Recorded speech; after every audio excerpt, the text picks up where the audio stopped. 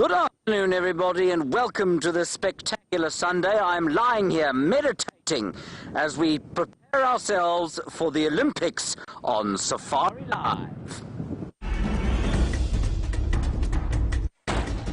Ready.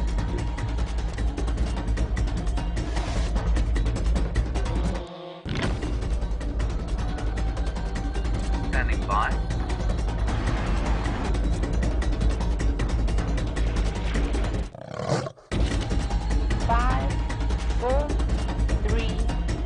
From a lion with a bottom, well, roughly the size of an elephant. You can see I've got it next to this elephant here. And I'm going to lay down the gauntlet by dropping this piece of dung at the feet of my colleague and friend Brent Leo Smith, who is just round the corner next to us. And, well, I don't really want to pick it up with my hands, you see. Well, there it is. It smells absolutely beastly. Stay away from me. I have a stick. This is the Olympic gauntlet, everybody. Put that on my car. I'm going to walk around their car in order to curse them. Get out of here. Get out of here. Hey. And I shall place it between us. Lucky.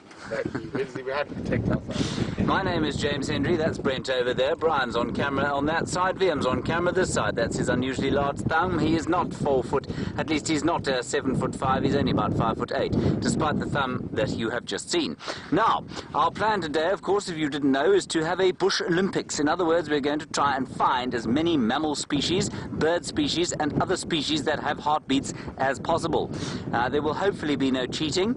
I cannot guarantee no cheating from either of us, and I start with a 5-point advantage, very kindly given to me by my colleague and friend here, Brent Leo Smith. You ready, James? I am ready. Are you ready? Start your engines. I'm going to start my engine immediately. Here we go, everybody. All right. And in reverse.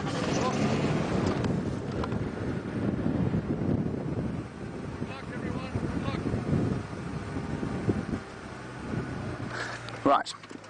That's the beginning, everybody. The Olympics has begun, the Bush Olympics. It will culminate, of course, in the fireside chat this evening, which will begin at 5:45. And, in fact, we've only got 2 hours of the Olympics because we then have to come and prepare for the fireside chat. So, I hope you enjoyed with us. You can talk to us. It's just a normal game drive. We just are going to count the different species that we see. And you can talk to us on hashtag SafariLive if you're on Twitter. Otherwise on questions at wildearth.tv, Hornbill.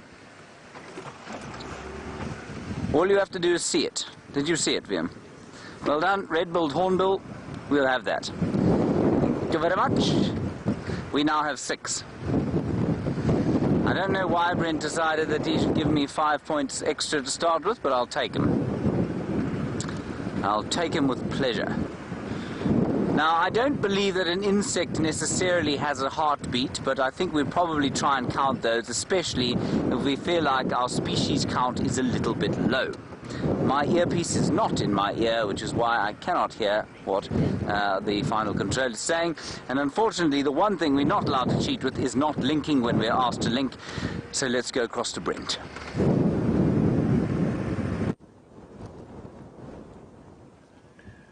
Welcome, the killer bees have got their first animal. It is a Birchall zebra with a short tail. Now, the one thing that's going to be very difficult about today's ranger race is this incredibly hot, gusty wind. Now, we're going to have to keep our distance from certain animals. That is a very nervous zebra due to the wind. But I did spy another creature just beyond it. But I am Brent Leo Smith. I have Brian and the thumb on camera. And the team today are known as the Killer Bees. And we're not, the Killer Bees are not, how's the way to put this? We know our way to the medal podium. Let's just put it that way. Okay, so beyond the short-tailed zebra,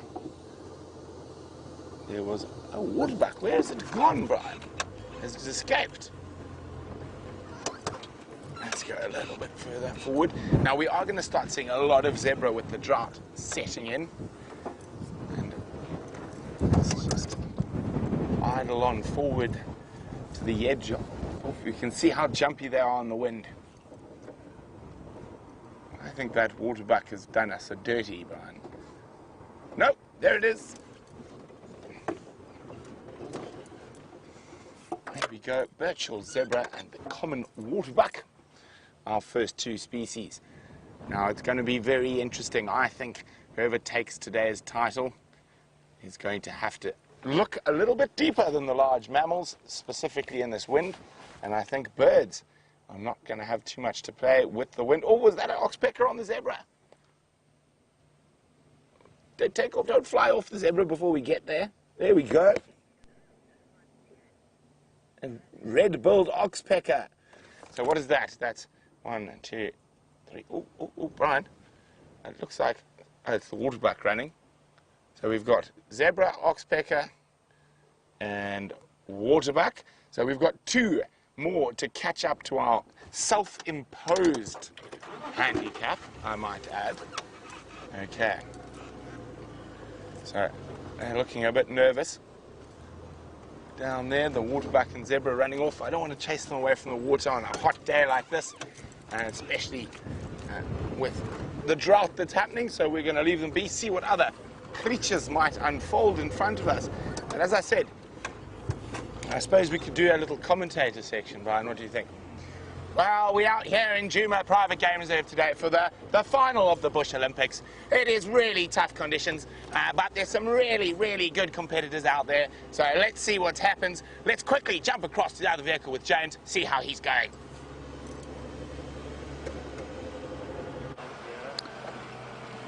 Now, there's a steenbok here, everybody. Can you still see it? Let it run away, obviously. Oh, curses. You got it. Really? Yes, it is. Shall I go forward? A little bit forward. Yes, there it is, everybody. No, yes, it is. It's a creature. Duiker. Well done, Viam. Let's move on.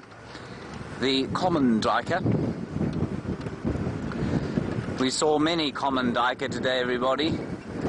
In fact, I think between Eggsy and I, we probably saw about 76,000 of them this morning. That was all we saw. This morning was not particularly productive on the animal front.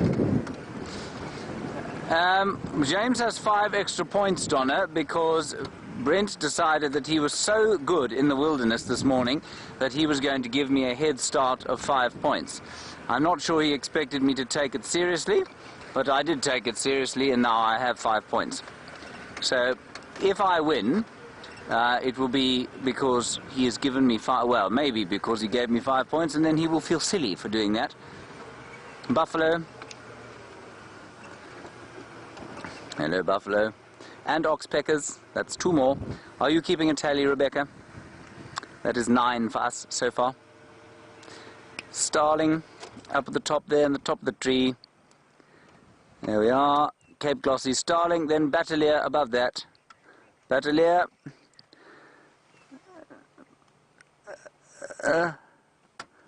Oh, you didn't see the Battalier. Oh no, curses.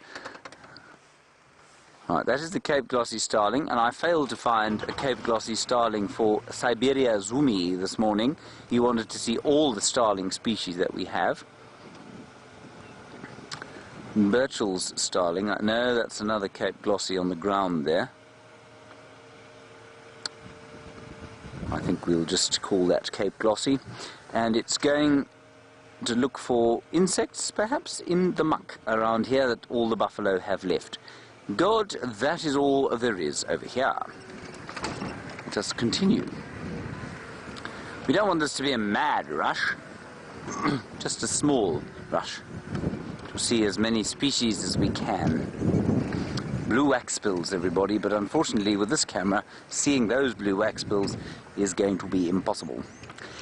To be fair, I think that 5 points is not a bad option for me because we have the short lens, you see.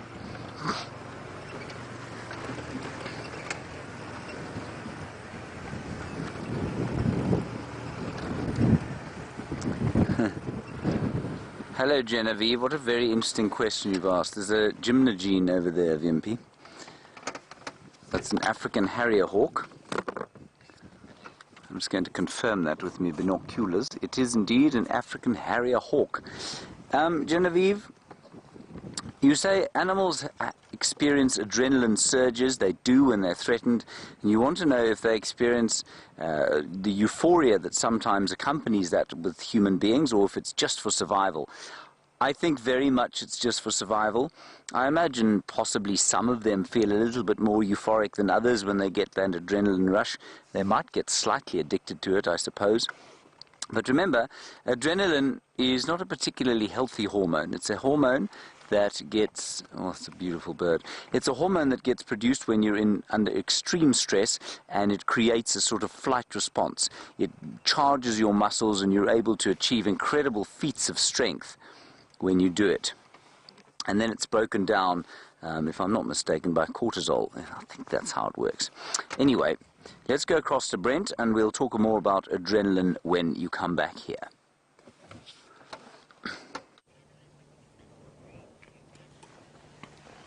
There we go, yellow-billed hornbill, one species. So Brian and I's tactic is that we're going to hit multiple species in one spot. We're not going to dilly-dally with one species at a time.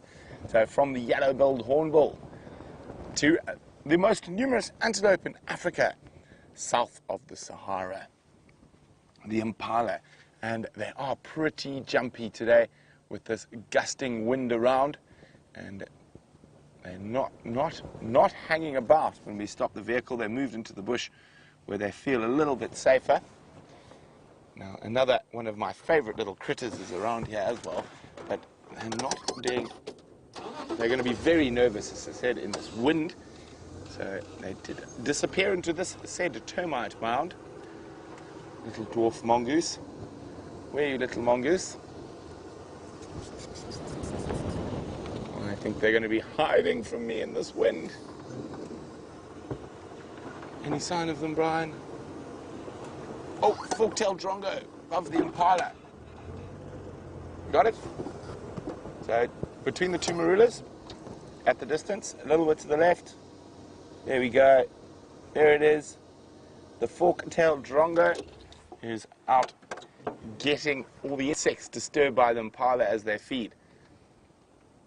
I think these dwarf mongoose have decided to become very scarce and go underground in this gusting wind, as their hearing, their smell, and with the amount of dust there is today, their sight is probably a little bit impaired as well. But there we go, catching up, catching our handicap. But it is wonderful to be out in the bush in all its different phases. And I won't lie, the strong windy days, unless I'm with big cats on the hunt, they can make life a little bit difficult out here when it comes to game viewing. A lot of your herbivores are quite skittish. Elephants can be quite skittish.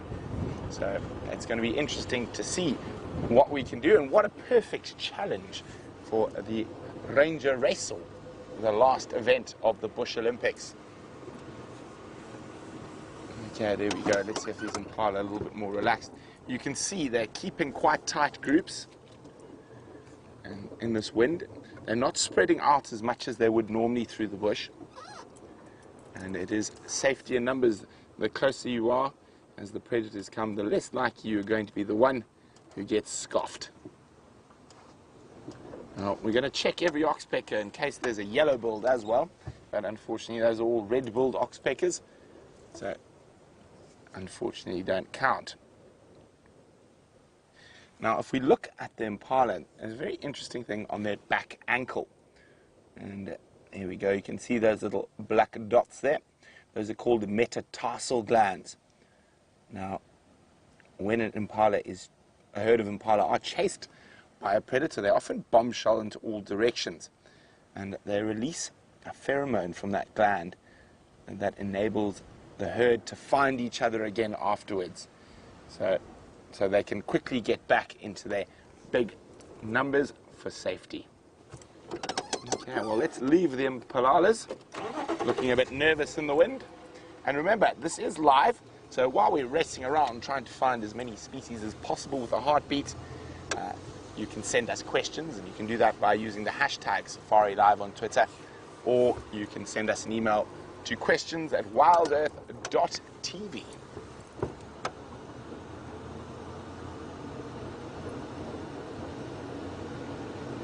Oh, James has got another antelope. Brian, we're going to have to up the game, so let's go see what it is.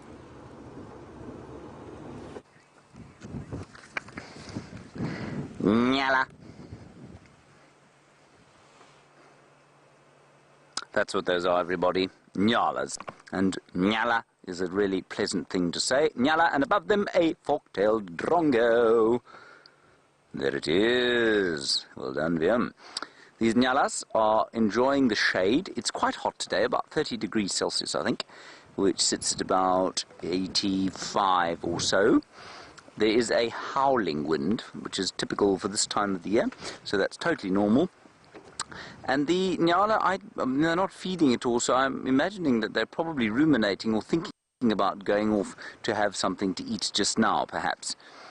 And they'll go into the thickets and see if they can find some fresh leaves to eat. And, of course, it's beholden on me every so often to explain some South Africanisms. I've started to use the term just now again, which in South Africa means in a little while, but to the rest of the world means sort of immediately. So when I say they'll go off just now, I mean in a little while they'll go off and have something to eat. Ooh, did you see the bird that landed there, VMP? Just above there, just above the drongo, and to the right-hand side, I think it's a chin spot batis, which is impossible to see with this camera.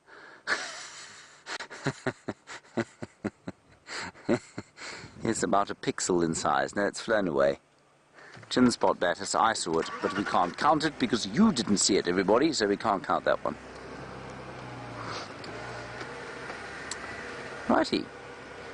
Let's see what else we can find. It's a very pleasant afternoon, I must say.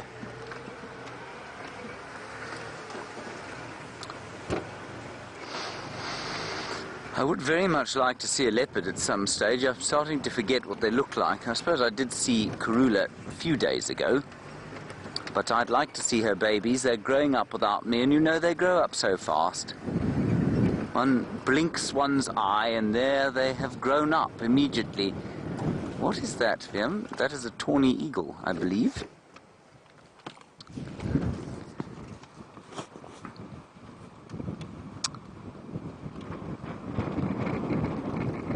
No, it's a hooded vulture. A hooded vulture, everybody. Well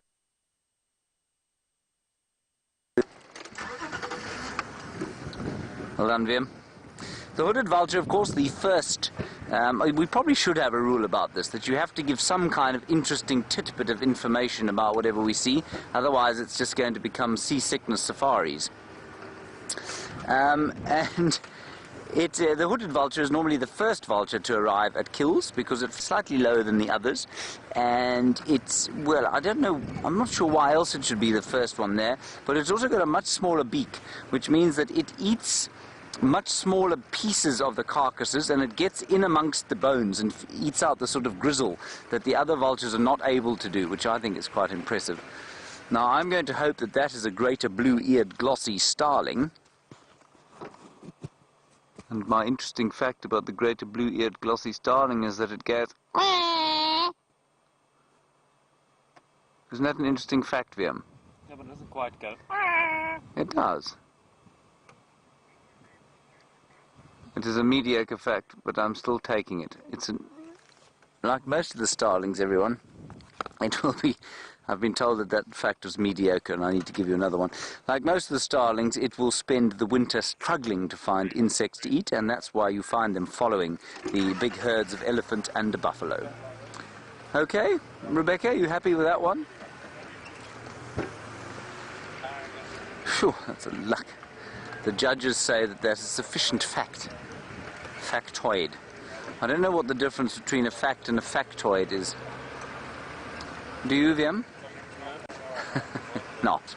Okay. Oh, crested Franklin. You can go across to Brent now. I'm just showing you the crested francolin. Interesting fact about the crested francolin, of course, is that it is the first francolin to call in the mornings. The alarm clock of the bush. Let's go across and find out what Brent has found.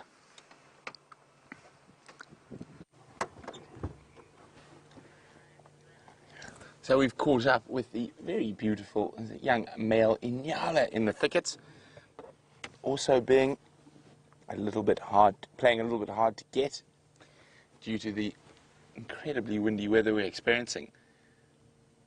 Now, Inyala is a relatively new species in comparison to some of the other species out here, and you can actually tell that from their distribution. Oh, I don't know if he's seen us. Someone was about to come around the corner. Let me just move off the road quickly. As I said, a relatively new species due to their distribution. Oh, I've got a very... Well, we'll get back to the Nyala now in a few seconds. But I do believe Opar has a heartbeat. And an interesting fact about Opar is he's the man who keeps the cars running. Hi, Opar. Hi, Opar. Good, thanks for coming from Arethusa. Okay, sharp. Any English? Roots. Okay. Thanks, Opar. Oh, I wonder what Final Control is going to say about that. He does have a heartbeat. I get a point for Opar. Yes. Well, I've got an interesting fact about, well, Opar. Opar keeps the Land Rovers up and running. But, of course, human beings have been changing the African savannas for about 200 to 400,000 years. We've been managing our environment. Now, I nearly forgot about the Nyalas we just saw. So, of course, the Nyala is a relatively new species compared to a lot of the others, and you can see that from its distribution.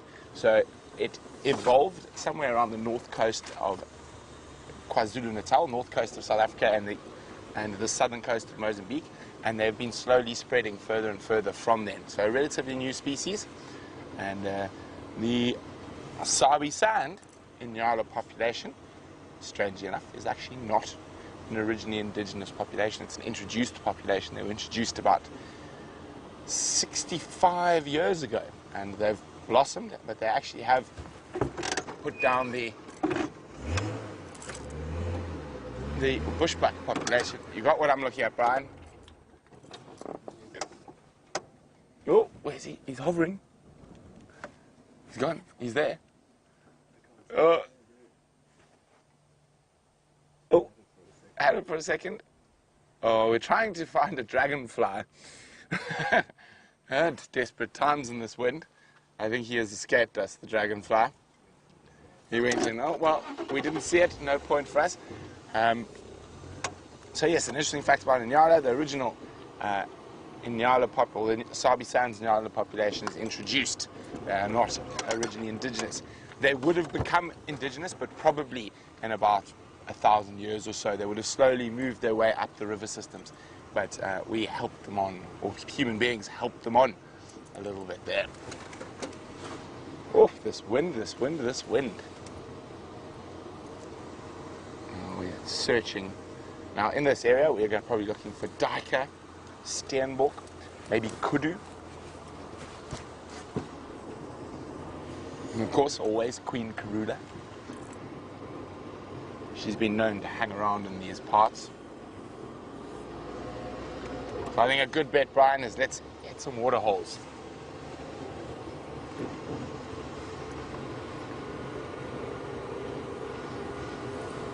I mean, we can't even see a bird. They're going to be keeping a low profile. You got him flying. A different species of hornbill. The red-billed hornbill. Oh, is it? There we go. Off they go. Now, of course, we all love the hornbills for their morning chorus, that tock, tock, tock, tock, tock, tock, tock, tock, tock, tock, tock, tock, tock, tock. But they're an incredibly interesting species due to the design of their bill. It enables them to feed on quite dangerous things like scorpions and snakes even sometimes. But it sounds like James is back in the running with a few more points.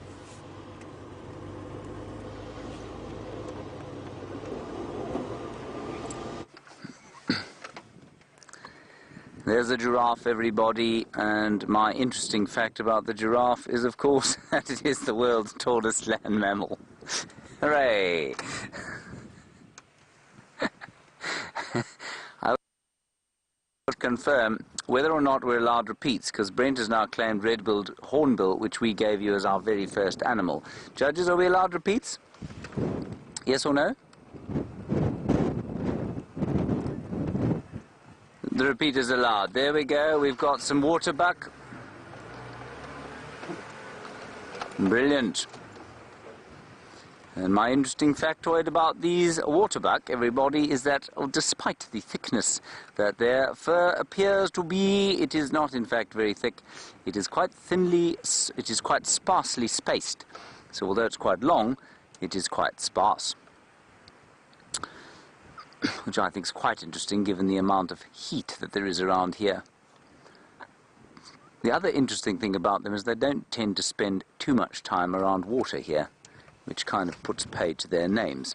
What else you got? William, you are allowed to speak. A Battalier, there we are. Well done, Battalier Eagle. And my interesting factoid for that bird, the B-50, the B-2 bomber, remember that, the stealth bomber was designed on the platform of the Battalier Eagle because it doesn't fly with a tail, so they studied how it flew. And that one has no that one's a youngster, it's a juvenile, so it's got a tail. Very nice. Well done, Liam. B-2 bomber, Battalier, waterbuck and giraffe. Very nice.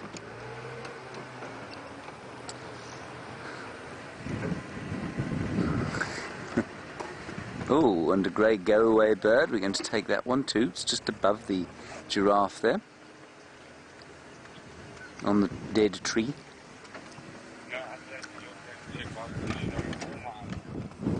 There we are. Beautiful grey go-away bird.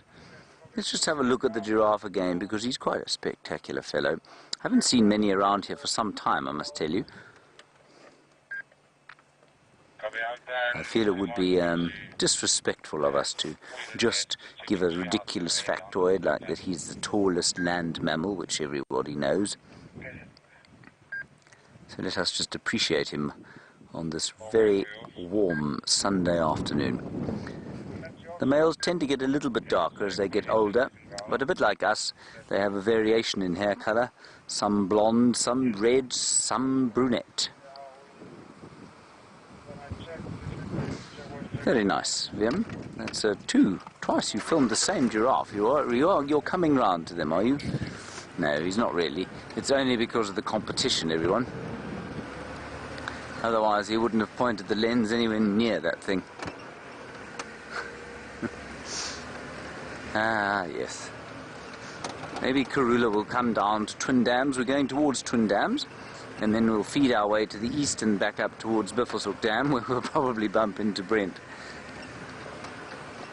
I'm guessing from where he's been and the fact that he saw Opar, that he's heading up to Sydney's Dam and possibly across the Buffelshoek cut line towards Buffelshoek Dam.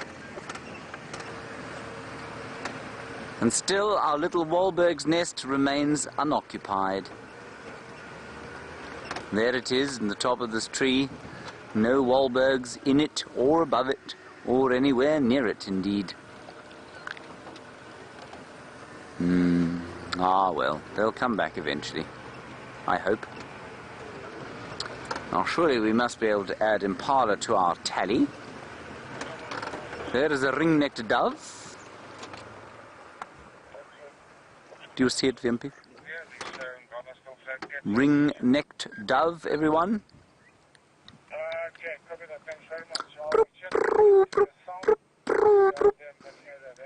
Ostensibly a seed-eating bird. I said ostensibly a seed-eating bird, Rebecca. And what they do is they dig around in the soil, and as I was saying a little while back, when the water comes and the rain arrives, it often is a wonder as to how or where the green grass comes from. There is a tremendous seed bed around here that those birds manage to survive on, without which birds like that would really struggle to survive. On we go, ring-necked dove. Rebecca, what is the score?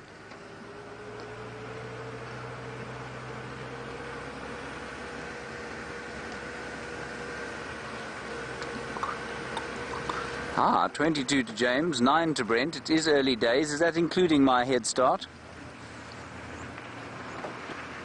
Zebra. Blue waxbill. Zebra. And a zebra. Where's the zebra? Let that pull back. Oh, well spotted, VM.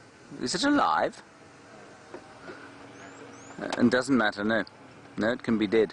But that one is alive. Yardbird, you're interested in what a Wahlberg's eagle eats. It's basically small mammals, small reptiles, anything sort of meaty that it can get its talons and beak into. It's not particularly fussy about what it eats, I don't think. Let me just quickly confirm that exactly. Yeah, and birds. So birds, reptiles, small mammals. Also will eat frogs and insects, termites. You'll find it eating termites at emergences. As the waxbill has gone, hasn't it? Okay, well we got...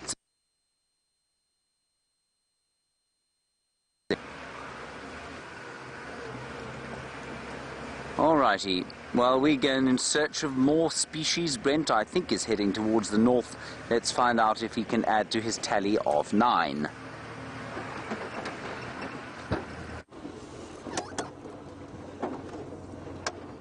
Well, we've spotted a few birds, but they keep fluttering away.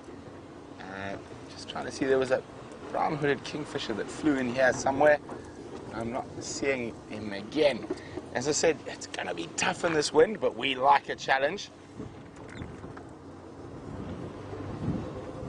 Okay, we're heading down towards a little patch of water in Twin Dams.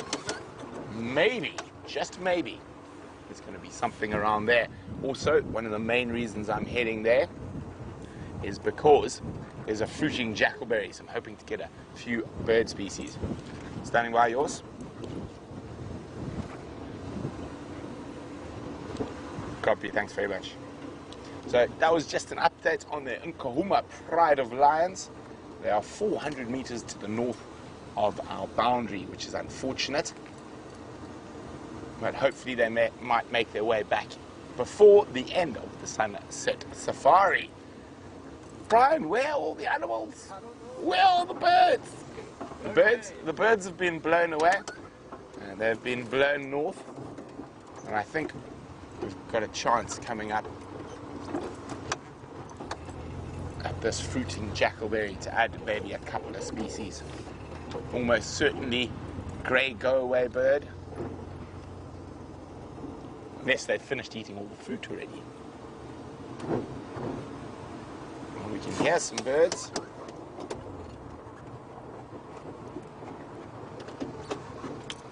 There, that's the big tree up here.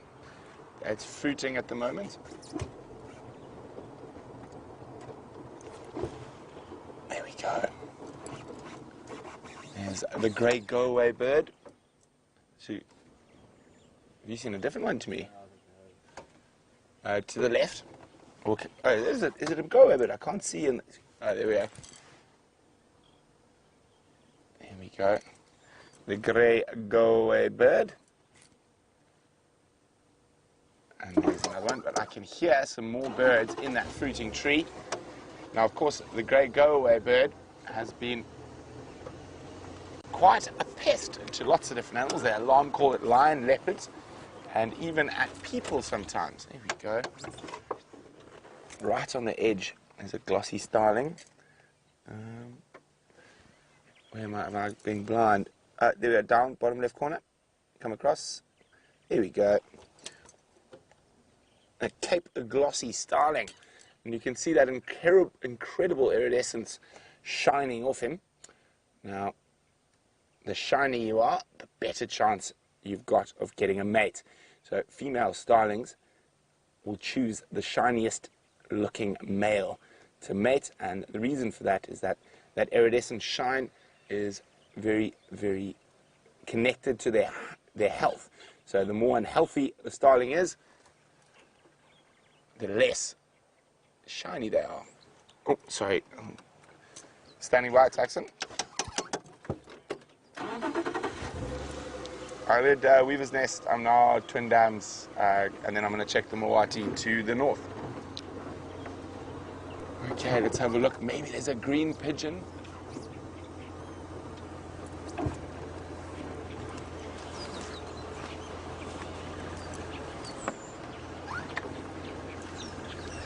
Okay, copy, it will do. Okay, so far just lots of starlings and go away. Oh, there's a different starling species. Don't fly away, don't fly away. There is landed next to that go away birds.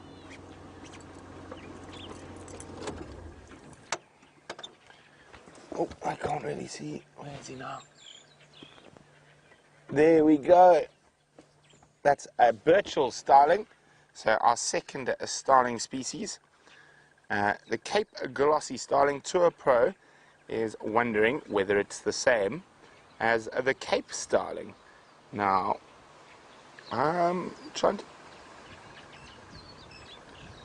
I think yes, it is. Cape glossy starling is the same species as the Cape starling. And that was from Tour Pro. Sorry, I'm just trying to see if there's any green pigeons, but you can actually just see how strong the wind is. But I think I know where things are going to be hiding in this strong wind, in the Mawati River.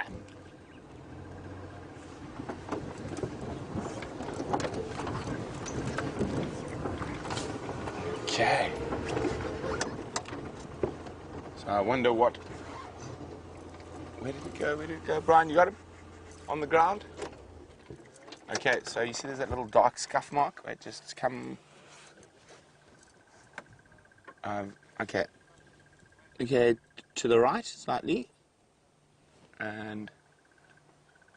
Oh, this is going to be very tricky. I'm just trying to see... Okay, Brian, let's have a look with the eyes. Oh, there it goes. Yes, there we go. It's called a guinea fowl.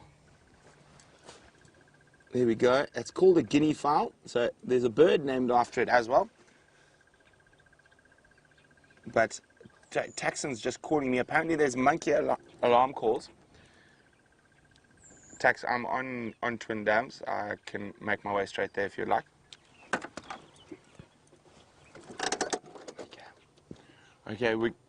Okay, so we've just got a report, and Taxon's asked me to come give him a hand. I'm going to just see if James is closer, because the monkey... Oh no, well, that answers the question, whether James is closer, to follow up on the monkey alarm calls.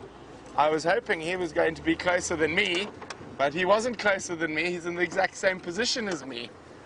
Well, safe to just keep following you, because you gave us 5 points, so if we follow you, we'll see exactly what you see and we can't lose. Yes, that is also quite a clever strategy.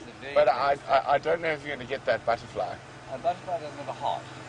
Oh, you may not it said animals. No, it said heartbeat. I'm being told by Final Control that it counts. I'm going to make my way towards there, see what those monkeys are shouting at, and that way you can't follow me. Okay. Bye. Bye.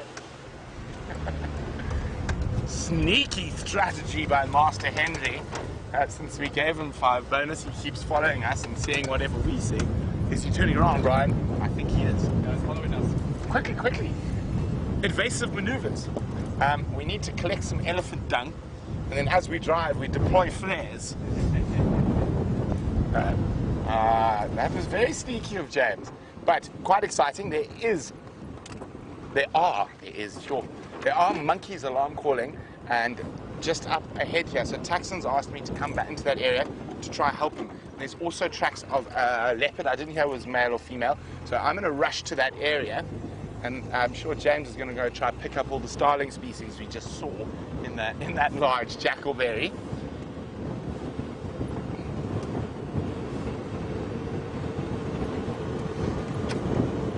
Okay, let's go to James and the killer bees starlings.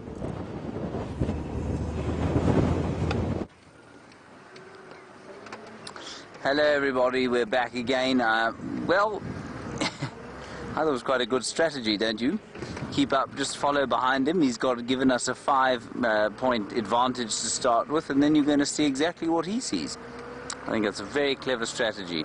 Anyway, we're going to desist with that strategy. I thought he was going up towards Sydney's Dam. He isn't. He's now going to help follow up with some... oh. They've actually got a leopard there. You've seen a leopard. So Brent is on his way there, and Aubrey and Taxon are there. So with any luck, we'll have a leopard soon. Good. That's a nice stroke of luck. I wonder if it's the same one we saw yesterday that Brian and I saw, that rather shy thing that was very nervous of us. I don't know. That's brilliant. Great stuff. Now, what I'm looking for here is the brown hooded kingfisher, which occur in fairly large abundance in this particular area. Guinea fowl butterfly. Pfft. Pfft. Doesn't have a heart. Suddenly the rules are changed. I'm going to have to send the rules that were sent to me by Rebecca back to her, so that she can read what she wrote. Plants are alive, Rebecca. No plants or anything other than plants or trees. So it can be a carcass. Really? How old can the carcass be? Does the lion poo count? Yes, does the lion poo count? So I need you to confirm now, no plants, correct? Any other organism? But any other organism, is that correct? Yes? Okay, arachnids? Yes, we can have arachnids. Okay, well I've got something here that is not a plant or an animal, and so because we're allowed, well, anything except plants, right? Anything except plants. Oops, I'm now stuck. Ah, oh dear.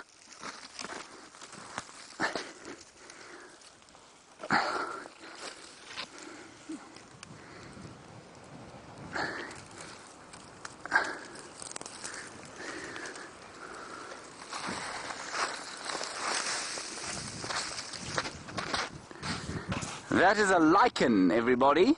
A lichen is not a plant. It is not an animal. It is a kingdom entirely on its own, built on the symbiosis between fungi and algae. They approve. They approve.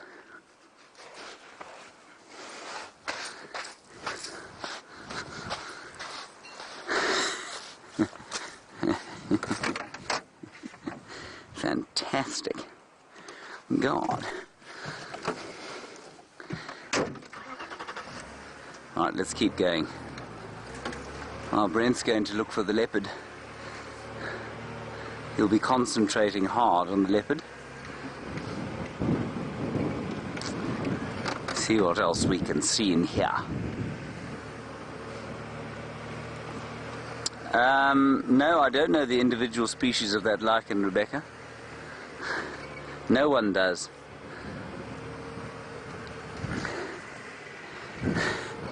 No, it's not. It is a species of lichen, and therefore, were I to find another one and to try and claim that they were different, then it would be a problem. The fact that I do not know which species of lichen that is not a problem.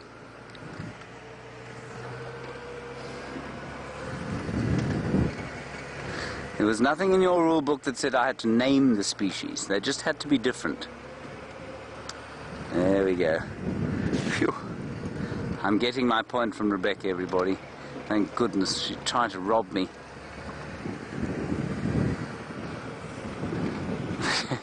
Heartbeats are now deeply unthick on the ground at the moment.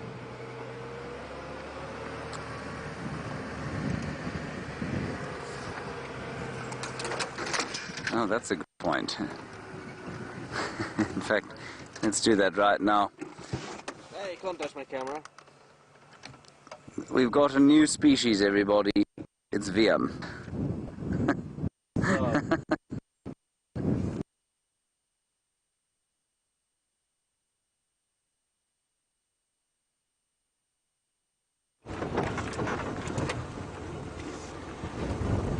Hi guys, we've got a special point.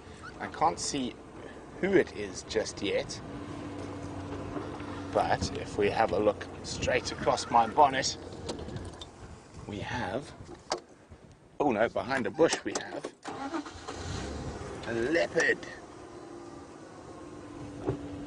I'm just trying to find a gap where we can get a good view for you, and we can also get an ID.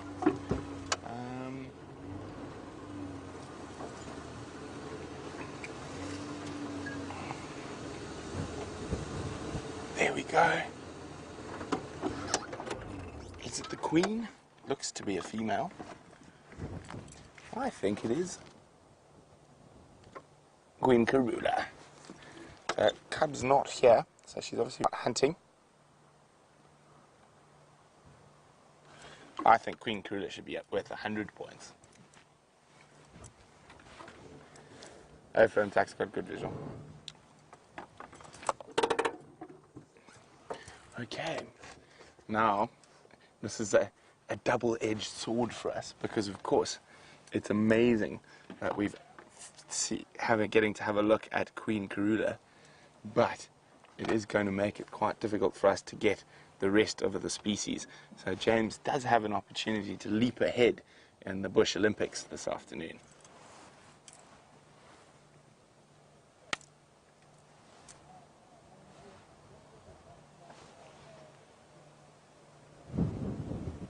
Brian, quickly, another species. There we go, another species. I just got it. It's a stable fly, one of the little biting flies that bites us. Okay. Well, it looks like she might get moving. Oh, she just had a little roll over.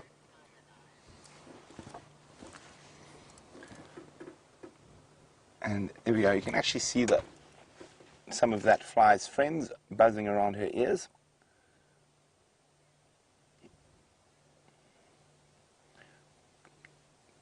Little biting flies that feast off mammalian blood.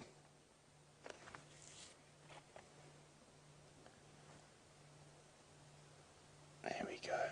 It's quite warm today, 30 degrees Celsius.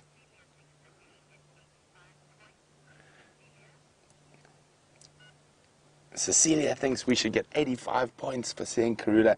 I think, Cecilia, you should have a word with the judges.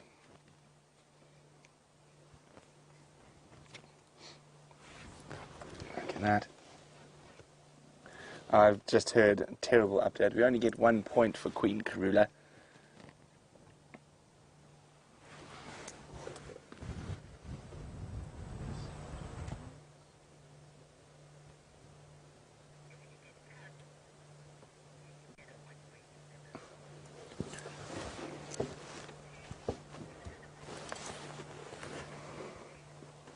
Hi, Liz Nee too. Liz Nee is wondering do animals ever snore? They do, actually, and probably the loudest snore I've ever heard from an animal is from an elephant. But they do snore. It's not that common. I've heard lions snore, leopards snore. There, Brian's heard a warthog snore even. So yes, certain animal species do snore. I've heard baboons snoring actually, and monkeys as well.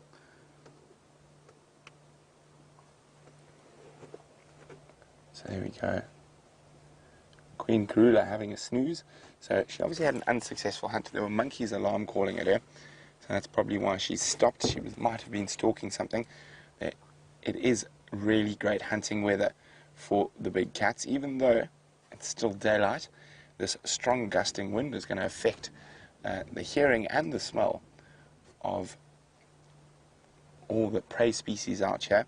So there is a good chance she might be successful in daylight hours today. And if this wind continues through into the darkness, it will make for very, very good hunting weather for the Queen of Djuma.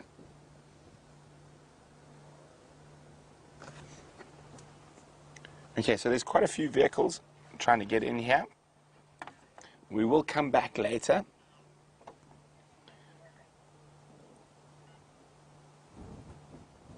So we will come back later, but she is snoozing, and there's a couple of other guys who want to get in there, and we don't want to get too far behind on our game, so I don't think she's going to move. I will keep an ear to the radio. As soon as she starts moving, we'll make our way back. But there we go, Queen Karula. So there haven't been leopards seen for the last couple of days on Djuma, so there's a lot of the lodges want to get in, have a quick look, but we will come back later, don't worry. Yours, you can make your way straight in. I'll make space for you.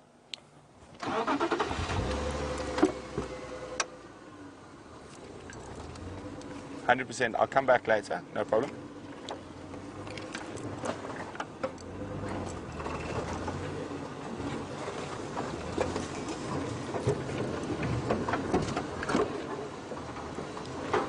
I firm, I'm sure it's actually done right.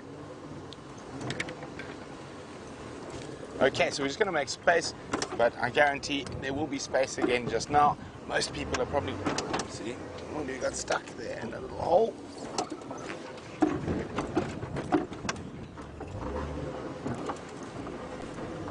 There we go. Well, isn't that exciting? At least Karula is on property. We will be back a little bit later. And Rocky Knight was wondering if Shadow's cub has been seen. And apparently it has. Sarah, I can't 100% confirm. I did hear it was seen by itself yesterday. So it looks like Shadow's up to the same shenanigans she did with Sindile before he went into quarantine, leaving a young cub while going off and mating again. So very strange behavior, and it's going to be interesting to see how that plays out.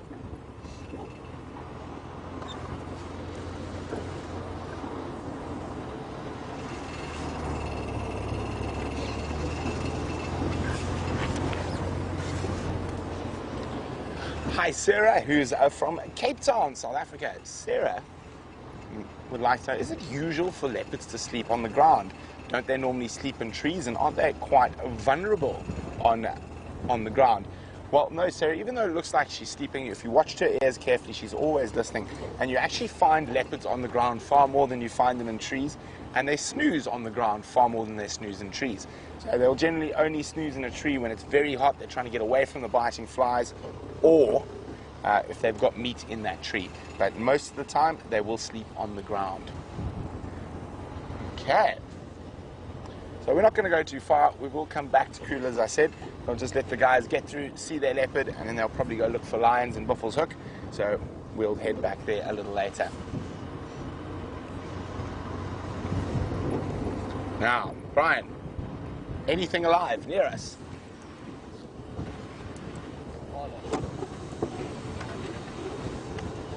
Okay, while we continue to search, and hopefully we haven't fallen too far behind by the time we've been sitting with Queen Karula, let's go see what James has found.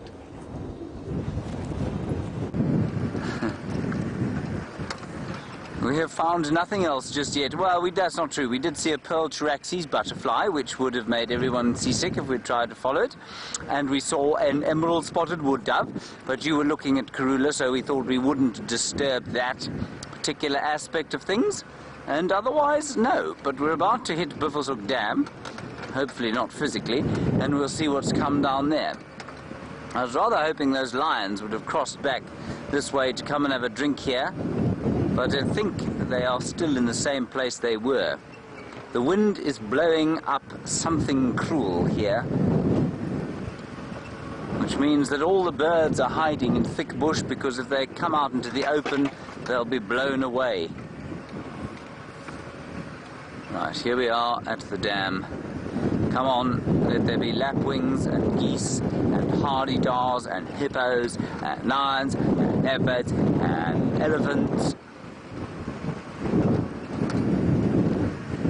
Oh, Nala, we've seen them already. Never mind. Ringneck dove, we've seen him already too. Hippopotamus, everyone, hippopotamus.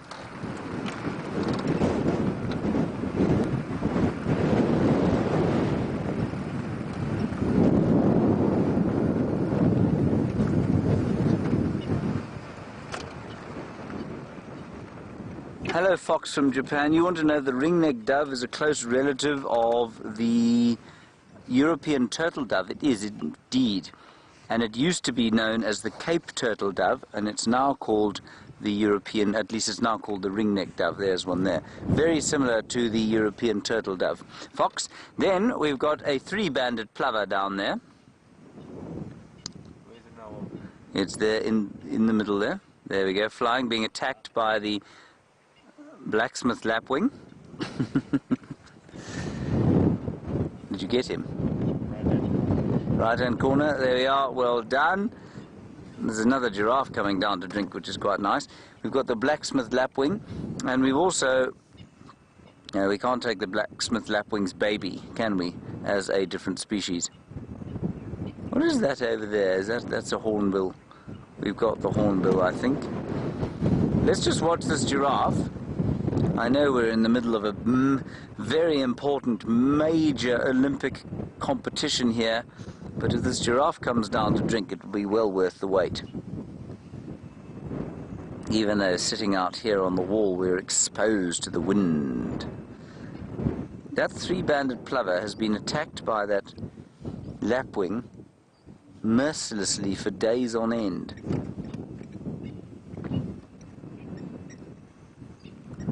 Really understand why that should be the case. Perhaps it's got to do with the lack of nutrients. Now, giraffe, of course, are tremendously ponderous drinkers. They think about it very deeply before they come down and have a drink. And they're also not particularly water dependent, you see, so I think he's obviously decided that things are just a little bit odd around here with the muck and the hippo, and so he's going to move on and try and find somewhere else to drink while he relieves himself in the bottom of the dam. That's very typical, isn't it, Viam? Anything else that we can see around here before we press on in our quest for many species?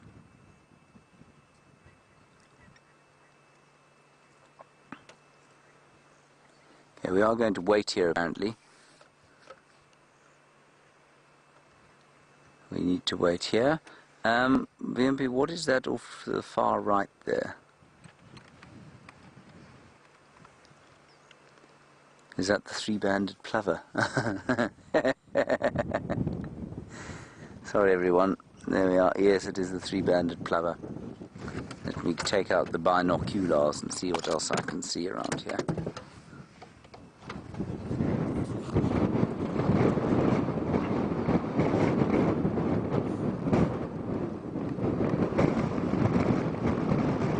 Yes, 2 three-banded plovers.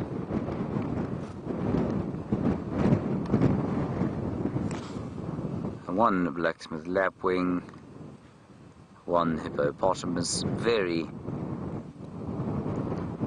miserable looking Very, very miserable looking hippopotamus there.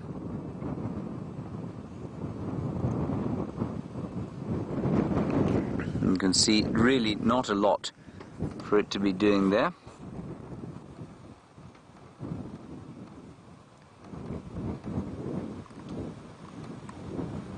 And not much water for it to lie in.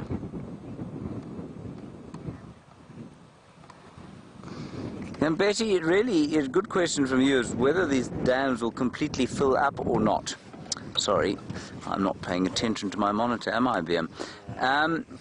Betty, they will, but it depends on how much water we have. If we have about, say, if we have well, what is the normal, so about sort of 600 millimeters or so, then you'll find that it will get pretty full.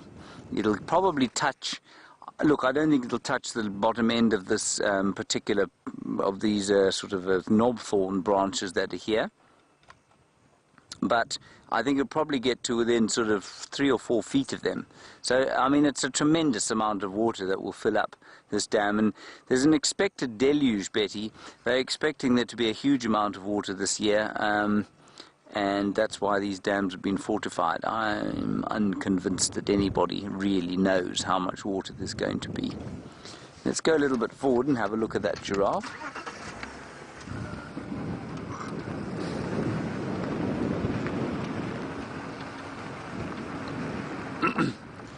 Hello, Kathy Stewart. You say, did I give a factoid about the hippo, and therefore can I have the point? I did not give you a factoid about the hippopotamus. Are you ready, Kathy Stewart? Get your pen poised. A hippopotamus bull weighs 2,500 kilograms. Woo! That's not very interesting, Kathy, but what is interesting, I think, about their mass is the fact that they only have a gestation period of 8 months. That is a month shorter than the human being. Now, I've never met a human being weighing 2,500 kilograms. Well, I've met a few people that come close, but still, it is a massive amount of mass, and yet they have such an amazingly short gestation period. And the reason for that is that they live in the water. And so the youngsters are protected by the water from the predators, and so they don't need to spend quite as long in utero as many of the other animals. So other animals of the similar size, like rhino, for example, have a gestation period twice as long, up to 16 months. There you are, Kathy. There's many, many factoids for you.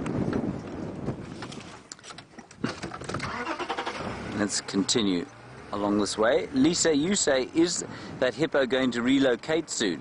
I would suggest, Lisa, that if it doesn't relocate soon, it's going to find itself in a substantial amount of discomfort and unpleasantness. There's nowhere really close by that it can go, maybe into Biffle's Hook, but I suspect the reason it's here is because it's been thrown out of a pod in Biffle's Hook. There, that's what this female giraffe's been looking at. See up there? She's been looking at a male. He's now looking at us. Romance across the treetops.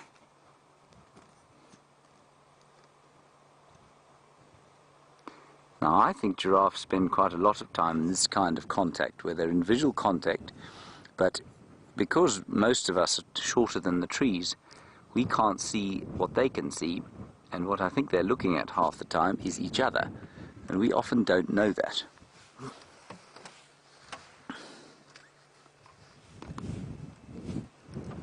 Sorry, I've now lost my earpiece again. Let's head across to Brent Leo Smith. Apparently he has got some elephants.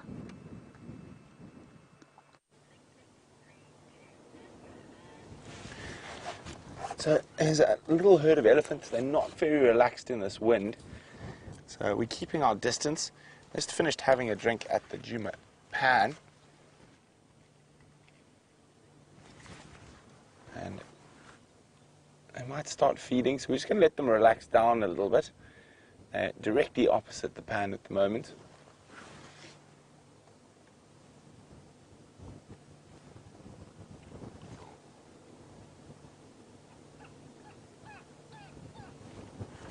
There we go. Hello, ladies. It's okay.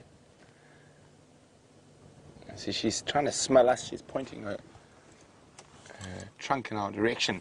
But Brian, in the sky ahead of us, is another pair. There we go. You got them? There we go. Battalier. Pair of Battalier eagles flying.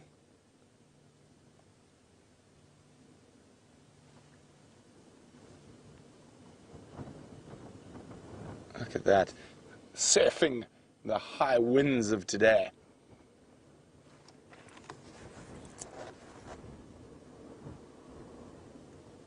Wow, this wind is really strong. And, of course, Gerald, the giraffe. Hello, Gerald. I think Gerald's on his way towards the pan to have a drink as well. Oh, wind seems to be getting stronger.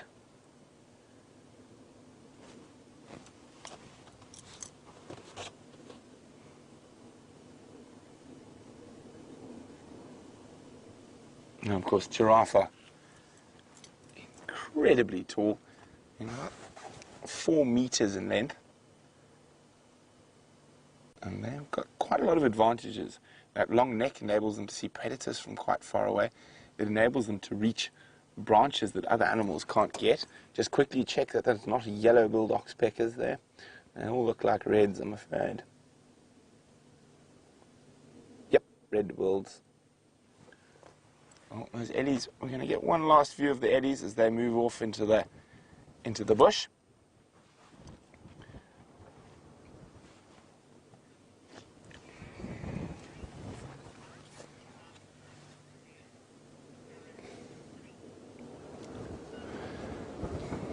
There we go.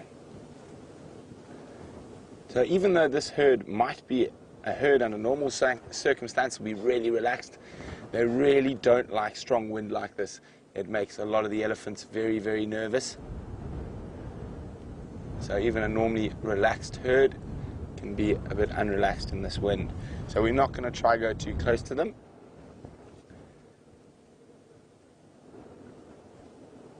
You see, they've put a bit of distance between us and them, and they've become far more relaxed.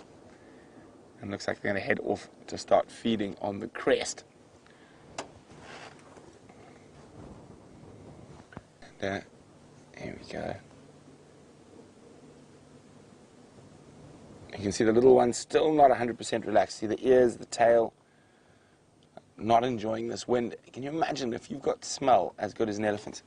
This wind is probably charging you with multiple smells that just keep coming and going, coming and going. So I can imagine that be a little bit stressful. Oh, while we're here, Brian, blacksmith lapwing. So in the center of the bowl there's that very tall, very sharp spiked stick. Just up to the right of that stick. There we go. And up there we go. Blacksmith lapwing.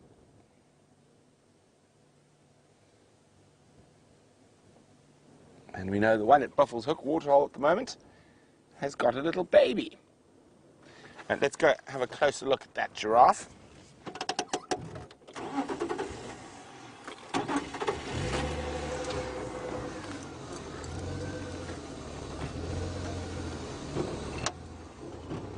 So this wind is keeping us honest, really. You've got to be really, really vigilant. Now, if you ever had to walk on foot, this is possibly some of the most dangerous weather to walk in.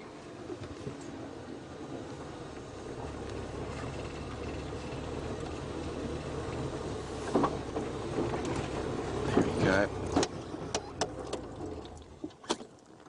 Oh, quickly, before the giraffe right next to us, the good old, most common Cape turtle, ring-necked dove.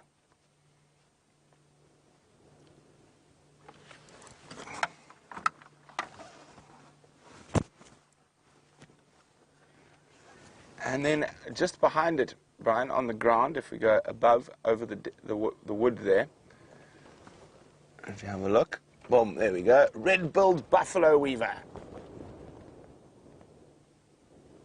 And oh, quickly, but I think it might fly. So if we come out a little bit, Brian, there's that single little acacia that's by itself to the left. There we go.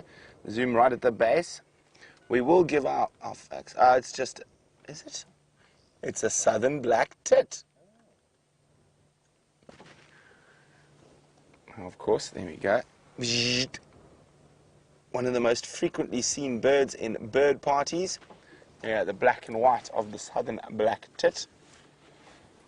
Now, they are great feeders of spiders, and will even use spider webs to build their nests. Now, we've got to give a fact now about the Cape turtle dove. The Cape turtle dove's got a wonderful call, one of the more common calls we have. And where's the Cape turtle? Here he is. And he sits there, and in the early morning, he says, work harder, work harder, work harder. Right at 5 o'clock in the afternoon, he changes his tune, and he says, drink lager, drink lager, drink lager. Or he says, Cape turtle, Cape turtle. So it all depends on how you want to interpret his bird song. And of course, the red-billed buffalo weavers, which there's still one out there. They build massive communal nesters, and they use thorns and all sorts of spiky spines to keep creatures like snakes out of their nest. So even though they're communal nesters, each pair will have a little nest that is just theirs. Now, there's quite a difficult thing. Oh, Brian, sorry, very quickly, there's a Birchall starling chasing some smaller seed eaters there. Can't see what they are just yet, but he's attacking them. Difficult to say from this distance. Look at that starling. I wonder why he's attacking them. No reason, but starlings are bullies. There could be a food resource like termites or something there that starling doesn't want to share. Let's try to get a little bit closer. Hopefully they don't disappear in this strong wind. There's a productive little segment there. And I think I'm hoping, I'm guessing, I'm not going to guess till I can actually see properly what those little seed eater birds are. I think they could be widers. Okay, we should be close enough now for the super zoom. There's some closer to us next to that little green jobby. There we go. There we go, that's the closest one, I think. It is a grey, is it? Grey, whoa. Bully starling. There was definitely a grey-headed sparrow there. That's that Birchall starling we saw a bit earlier, chasing all the little seed eaters. So there could be multiple species of seed eaters in this little group. I had a glimpse of a grey-headed sparrow before the starling chased it. Well, there we go. Let's try and figure out what everyone is in there. And there's a female lesser-masked weaver. Oh, it's so difficult in this light as well. They are quite far away, so that starling is really giving them a hard time. That's amazing. I'm just trying to double check the weaver before I make a definite call on it. You don't want to be getting minus points for wrong answers. Let's try sneak a bit closer again.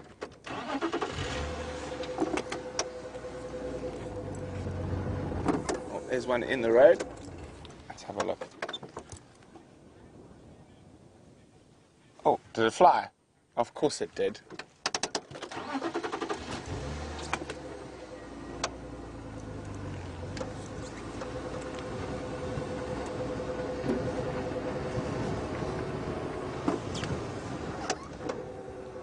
Okay, the light should be a little bit better now.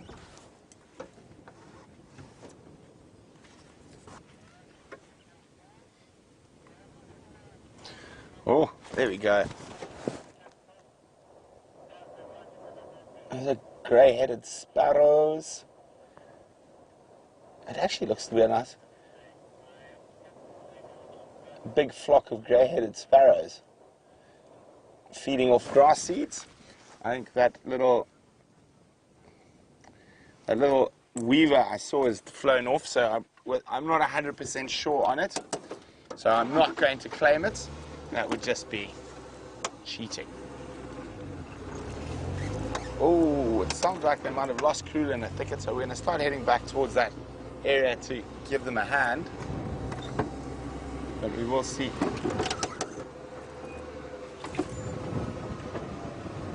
In this thicket there, Brian, little bird jumping to the left of the termite mound, making lots of noise.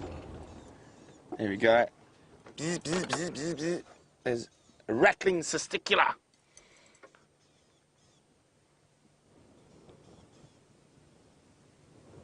The most common cesticular species we get out here. And I'm actually trying to think, I actually haven't seen another cesticular species here for a long time, since the summer. I think the last cesticular I saw was a zitting cesticula. But a lot of the cesticulars have their names after their calls. Oh, have you got something else in there? That's the rattling. Who's been making all the noise. You see that little slightly pink heads? It's got slightly pink legs and a little rufous cap. Now,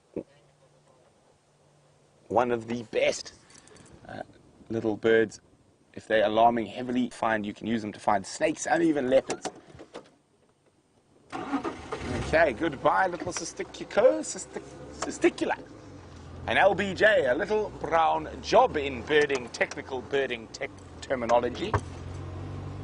And remember, guys, hashtag SafariLIVE. And why don't we see who out there, who do you guys think is going to win? Who's going to win? Is it going to be the killer bees? Or is it going to be W and J, or J and W? So let us know. Who do you think is going to win this evening's challenge?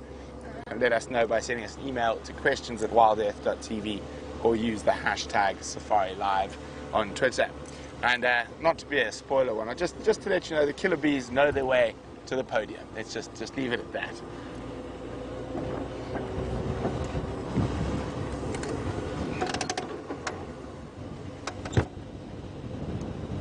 Tax.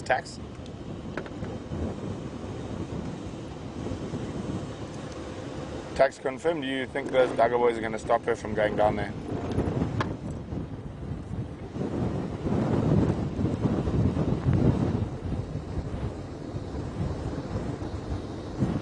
Copy. I was just going to take Gallagher shortcut in case she cuts to the slender mongoose.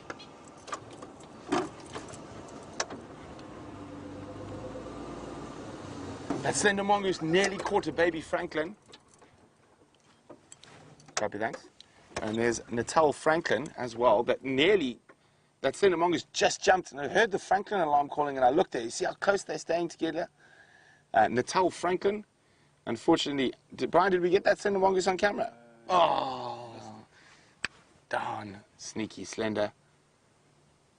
So what happened is that slender mongoose tried to grab one of the young sub-adult Franklin, and the others rushed in to attack.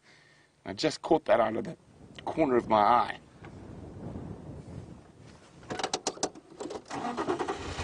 Maybe we'll get another glimpse of that slender mongoose, Brian. If he went from behind that termite, might move. But it's very difficult, probably one of the most difficult little predators to get on camera because they are so quick.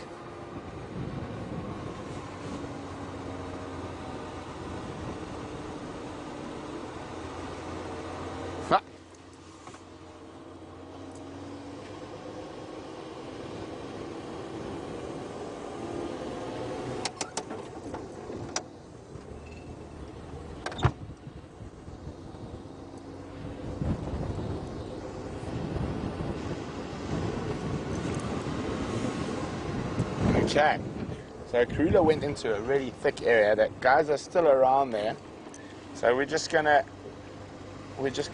have a quick check, make sure she hasn't changed directions, heading back here.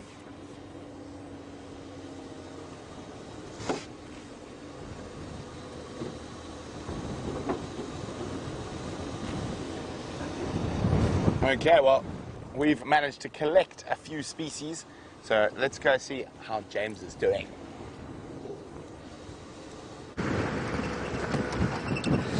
Well, we haven't found anything extra special since we last saw you. In fact, we haven't found any kind of mammal or bird or insect different from what we saw before, but we did see some very nice giraffe at Buffelshoek Dam. We spent some time with them, as you know. There are some buffalo. We've already seen buffalo VM, so we shall just gently cast the camera over them and move along, which will fill you with great joy, of course, because they are not your favourite, are they? I like buffalo. Oh, you like buffalo now? I keep forgetting. Yes, it's giraffe that you're not that fond of. The wind seems to be getting stronger and stronger. Now, there's a warthog burrow here. Let's see if there are any warthogs in it.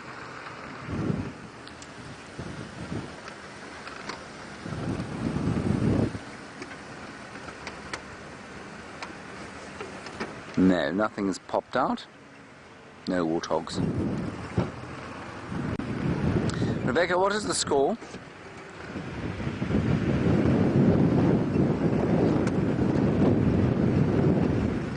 Jeepers, 28-27, and we have 5 extra. Good grief. I suppose, to be fair, we were offline for a little while, weren't we? We're going to have to pick it up. I knew it was early days. It was very early days to be getting confident when we were 27-9 up. I cannot see anything here.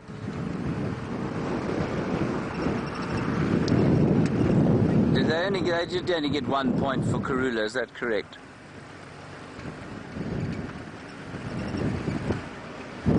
Rebecca's gone to sleep, everyone. Sorry about that.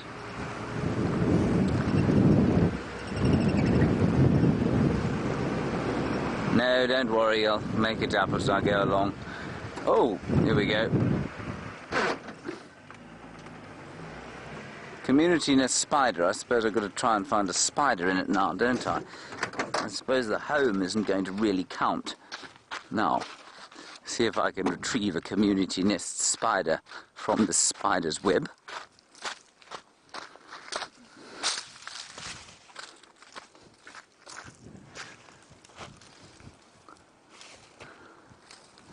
Oh, I don't think there's anyone home in here.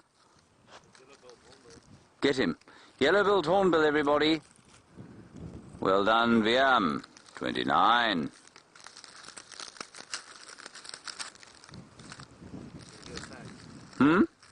Give a fact. Yellow-billed hornbills will eat termites and community nest spiders. Here we go.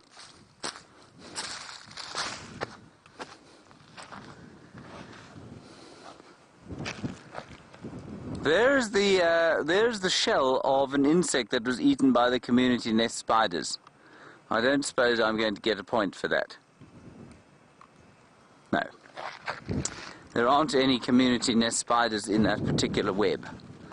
And I suppose I could have broken it open completely, but that would have been a bit nasty of me, so I'm not going to do that.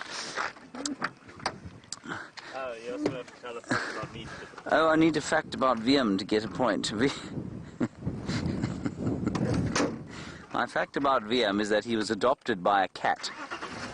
And his cat it just moved in with him one day, not so VM, in Pretoria, and then it travelled all the way to Cape Town, to where he now lives, or in Stellenbosch, in a car without a basket. Correct? There we go. There's my VM fact. I think it's quite an endearing fact. VM was adopted by a cat.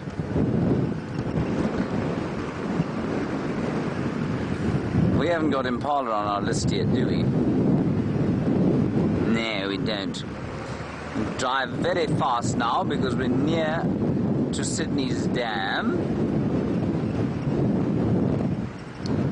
So let's see how we do when we get there. The wind is now blowing very hard. Can you feel it, everybody? Just hit in the face by flying debris. The face of this hurricane. Right. There must be something in these clearings, unless it's all taken fright and gone away and hidden somewhere. which frankly is what I'd be doing if I was standing out here. Oh, 35 minutes of the Ranger race left to go. It's going to be a tight, close, difficult thing to judge. Luckily, we have Rebecca in the final control, and if she manages to stay awake for the next 35 minutes, we'll have a result. Kirsten, you need to keep her awake. Surely that cannot be. Surely it cannot be. What is that? That's a hawk. If I didn't know better, I'd tell you that was a Lanner falcon. Hang on a second.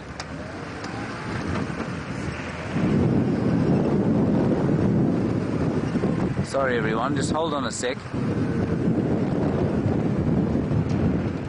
That is either a dark chanting goshawk or a falcon. Here it comes. Come on, bird. Come this way. Turn this way.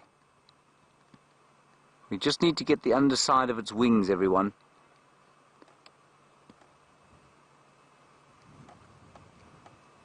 You see that very distinctive, well, you can only see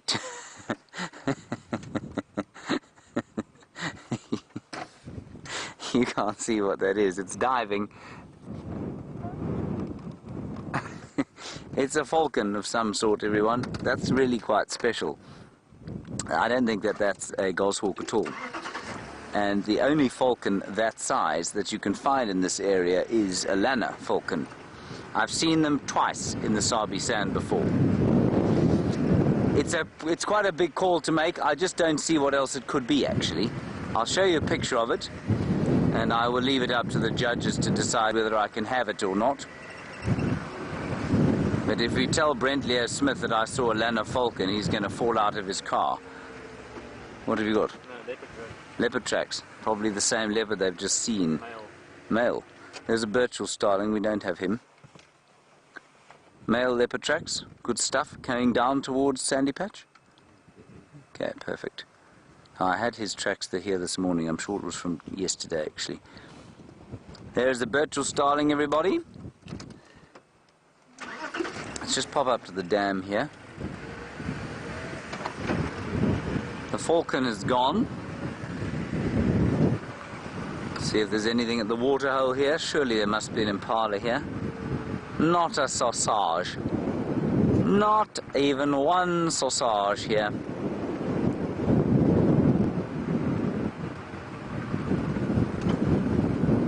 Brent Leo Smith has gone back to the Queen, which is imminently more pleasant than looking at this empty dam. So let's go back to the Queen and see her. Now you can just make out Karula disappearing. Oh, and she's gone. And we're going to try to catch up with her again. She is gone into an incredibly difficult area. Now, she's literally going to pop out at our garages where we park the cars. So that's where she's heading. So I'm going to try to get back basically to the DRC. If I'm not stuck, that is.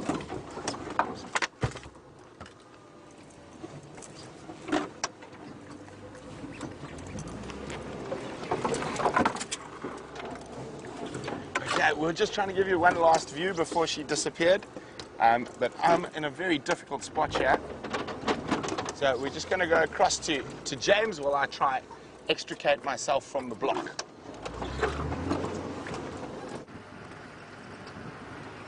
And while he does that, we're going to desperately see if we can find some more species. Surely there must be a lilac-breasted rolla around here, or a crowned lapwing in the clearings, or even a Senegal lapwing in the clearings. Yeah. You see anything? Or is everything taking fright and hidden from the hurricane? Anyway, let's just stop here. I just want to show you this bird in case. I would be hesitant to tell you, those of you who are keeping bird lists, to add Lanner falcon. But, well, you can make that choice on your own. As Boris Becker said after losing at Wimbledon in the first round one year, no one will die. if you decide that you want to take it. There is the Lanner falcon, and the distinctive thing about them is the long tail and that very distinctive wing shape that they have when they fly, and the very distinctive flapping. Brent has seen the European hobby before. That's this thing here. It's migratory though, so it wouldn't have been one of those. I'm pretty sure it was a Lanner. Very nice. Good. I shall leave it to your discretion as to whether you take it or not. I'm going to. Especially today.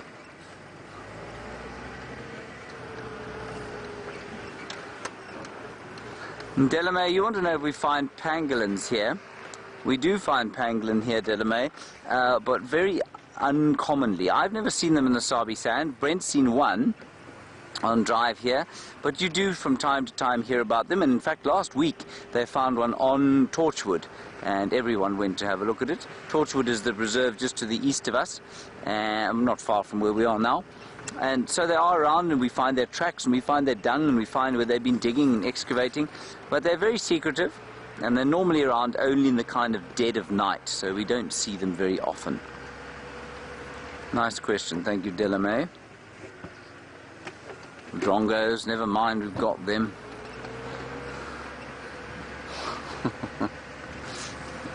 I've never seen so few birds. Some more pixels there, everybody. Jennifer, I would happily hand over a victory to anybody who saw pangolin. If Brent finds a pangolin, he can have the victory for free. Tawny eagle. You have to take my word on that. Yeah, look at the way it was definitely a tawny eagle. I was hoping maybe for a Wahlberg's. Tawny eagle, we'll take it. The reason I knew that, tawny eagle, this is going to be my factoid, is that its wings and back were a different color. So its outer wing feathers are very dark chocolate brown, and its back was a much more tawny colored brown. And so that's how I knew immediately as it turned. It just turned slightly into the light like that, and then it carried on straight. And when it did that, we could see the different colors on the back. You couldn't see it, of course, in this lens. All you saw was a slightly darkened pixel in the top left-hand corner of your screen. That was a tawny eagle, I promise. I swear.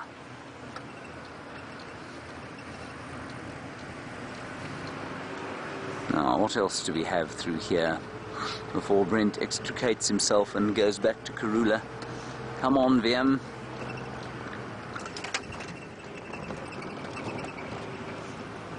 There was a bush baby's nest. Oh, well done. What's those green pigeons? Did you get them?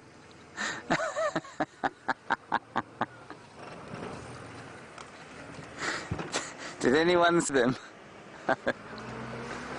Rebecca says that didn't count. She seems to have woken up, unfortunately. So we can't have green pigeons. What a dreadful pity. Yeah, I'll keep an eye out for those. Good one, VM. Sorry about that. Alright, now. We've got him, that's grey go-away bird. We've got him, that's Cape glossy starling. Lapwings, must be some crowned lapwings in this clearing here. Come on, come on, come on, come on. Come on. Where are you? There's a ringneck dove, which we've already got. Must be a Senegal. Oh, no. No. No. Negative, no.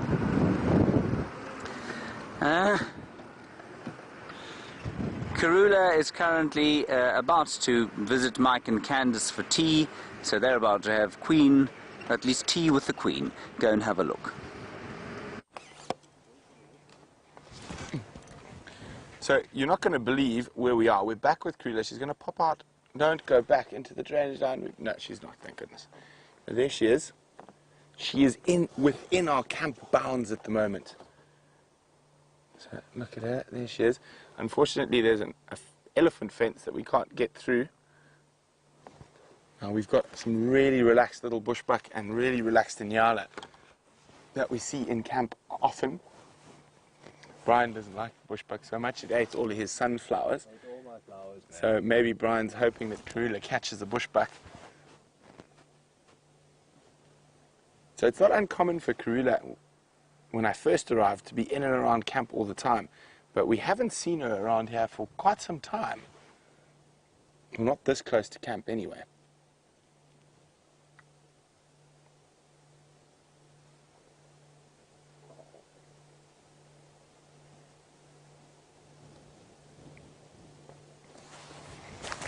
I'm just going to move forward a little bit.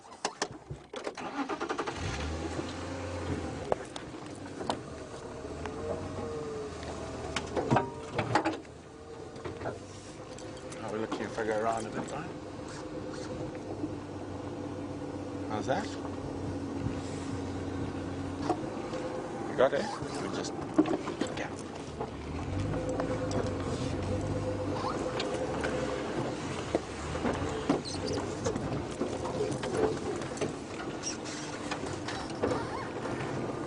I've lost sight of it. Oh, there she is.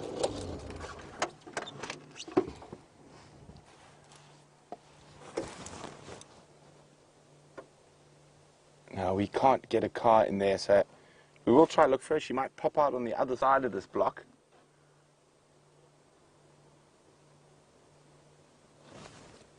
Oh, she's going to sit down. And you can see how well a leopard's camouflage works.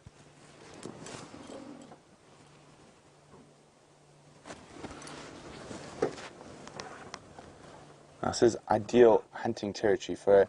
There's Tumbuti thickets all over the place. And a high number of bushbuck and inyala in this area.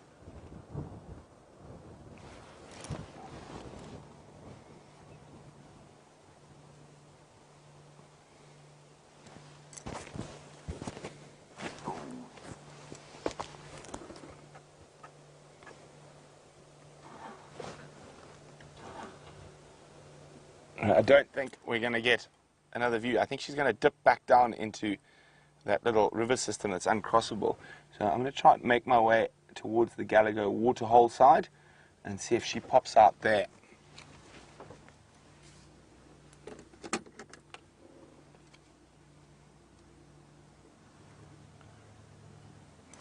Yes, it looks like she might head back towards Gallagher Pan. Okay, but before we leave, quickly, Brian, a little acria butterfly. There it is, the little acria. Or did you go for the citrus swallowtail? I saw two. Where'd the acria go? We got a little bit up and to the left. It's gone. Don't worry. But I just want to show you exactly where we are. So that is the old final control through there, and I'll show you exactly where Karula was. Okay. Now this is going to blow your mind. Look at this. So Karula was right here. This is where we start our day every day. So there we go. This is where we park the vehicles. There's Jigger, who's busy being re-kitted, and that's why the back's open. So I was half expecting, there we go, there's Connor. So Connor was working on the vehicle, and there's Eggsy as well. And Louise, there's a whole pile of people here. So they were working on the vehicle, and Karula happened to pop in. So that's how close she was to camp. Hi everyone, you're on camera. Wave, Connor, smile, Connor. There we go. Okay, well, enough of this nonsense. Let's go back to James and see what he's up to.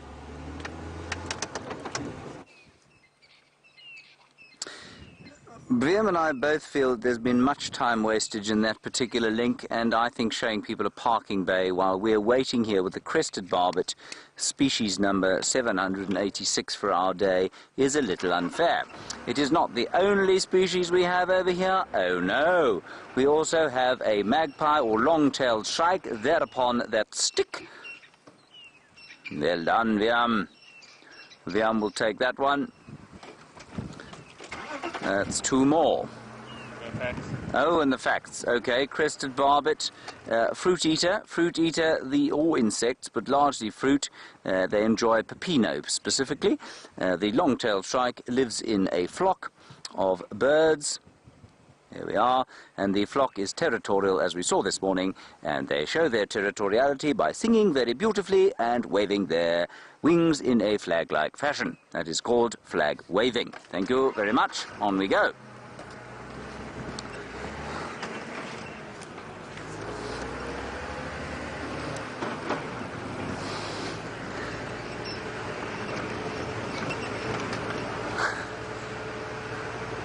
I'd love to know what Brent Leo Smith's garden acria fact was going to be. It's one thing identifying butterflies, but knowing anything about them is quite difficult because not many people know anything about butterflies other than what they're called.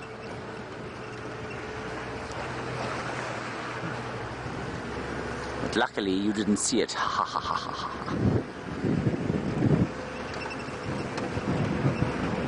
Right, we're going round the corner here. We're going to find Senegal lapwings. It's going to be a waste of time.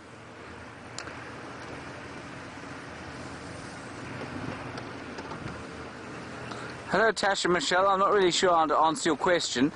You say, is this road we're driving on sand or is it dirt? And do we get sand here?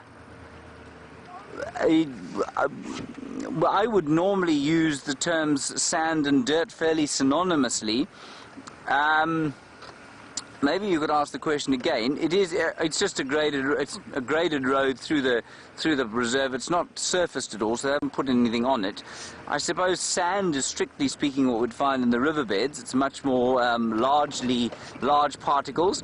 This would be sandy loam, I suppose. It's kind of loamy soil, and then in those you may have seen in those. In the dams or in the pans that are on the sides of the road, what we find is clay, which is very small particles. So does that answer your question? If it doesn't, please feel free to send through another one and I'll give it a go. Now, there must be a roller around here. I know there's a roller living here. I also know that there are Senegal lapwings somewhere around here. And if I do not manage to get impala added to my list, I will be sorely shocked and horrified because impala are everywhere. Steenbok. Oh, we don't have Steenbok. We've only got duiker.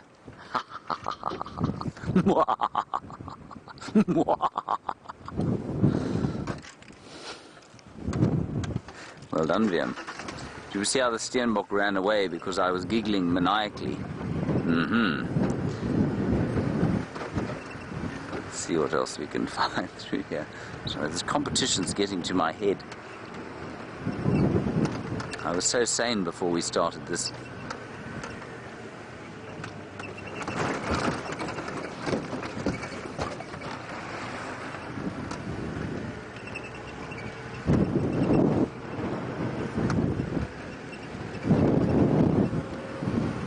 There's some clearings around the corner where I know there to be Senegal lapwings and oft times impala.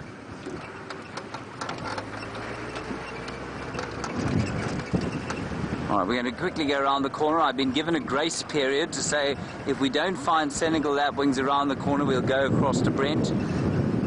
My grace period is going to run out very quickly. Hold on, everyone. Impala and warthog. And grey hornbill. There it is. Grey hornbill, one of 4 hornbill species, lives in a hole, and impala just up ahead there, mixed feeding browsers. Let's go across and have a look at Karula.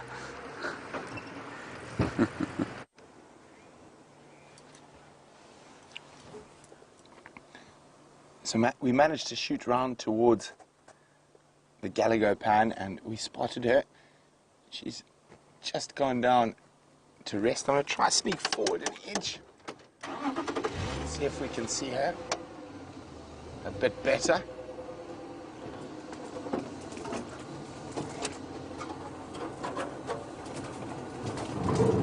And there she is.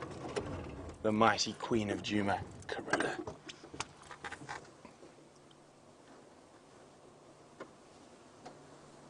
So she looks quite hungry, so she's hunting, she's taking advantage of the strong wind. Oh! Is that a thorn? Oh dear.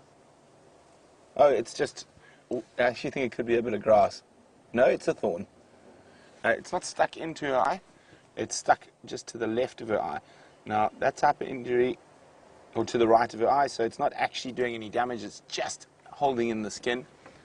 And it'll probably fall out. And she'd probably scratch it out if it was causing her great discomfort.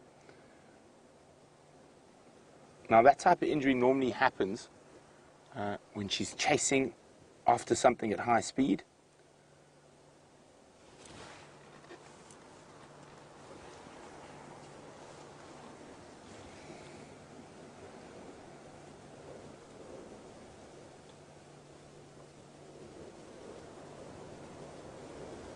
I think it'll probably fall out the next time she runs. So don't worry, guys, it's not in her eye itself, it's just below her eye.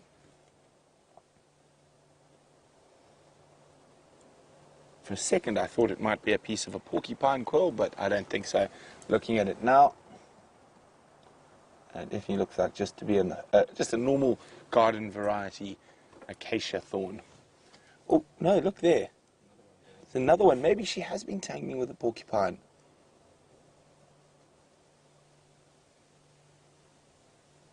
Or she's been in a fight, possibly. Just check her neck and her feet. And just make sure.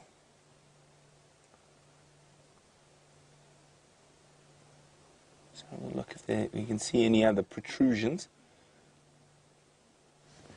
They don't look too serious. And of course on the camera they look a lot bigger than they are.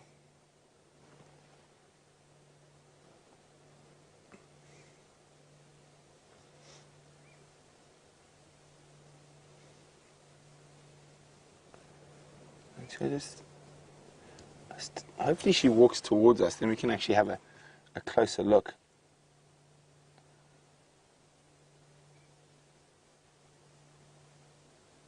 And where's the one? There we go. The one lower down in her face looks to be a bit deeper. As I said, it's probably from chasing something through thick bush and tackling it and then rolling around in a thorn thicket. Cecilia is wondering why doesn't she rub it out. Now, I'm trying to see how deep that one. So, oh, what's she seen? Now there's lots of little bushbuck and stuff here. Now the one down to the right on our screen, that looks like it'd be quite deep, more difficult to get out. Yeah, it's definitely not a porcupine quill. It's definitely thorns. Let me get a photograph and then I can zoom it maybe a bit more. There we go. And see, it's just there. It's not actually. I don't think it's causing it too much harm. I'm gonna have a quick look now. Oh, that was very silly.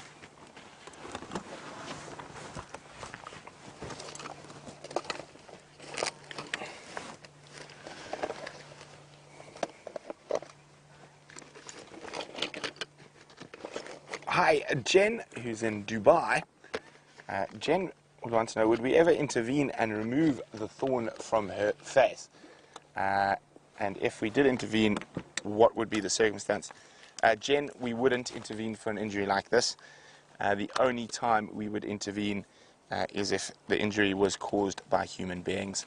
Natural injury, even though it might be quite sad and she might, in certain circumstances, perish from that injury, we still would not get involved because this is the wild and it is not our place to intervene in a perfect system.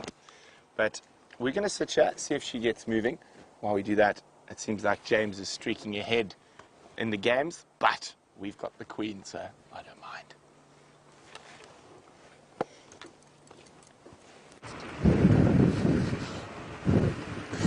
And there is an elephant, everybody. Hooray, hooray. A young bull. And as I've said to VM before, we know he's a bull, of course, VM, because of the shape of his forehead. Not so. There is no other indicator at all that he is a male. He is wandering off into the bushes there to see what he can find. I always worry when they walk around like that they aren't going to snag a particularly sensitive part of their bodies on some thorns or indeed stand on it. And I've never seen them actually do that. It always looks like it's going to happen. You cannot be comfortable walking through this number of sort of dead sticks and thorns. Anyway, so it goes. He's a young bull. I'd say he's about 25 years old. So he's well on to his way to independence, or he is completely independent at the moment. And he'll join up every so often with some other bulls. But the one thing a bull elephant has plenty of is time on his own.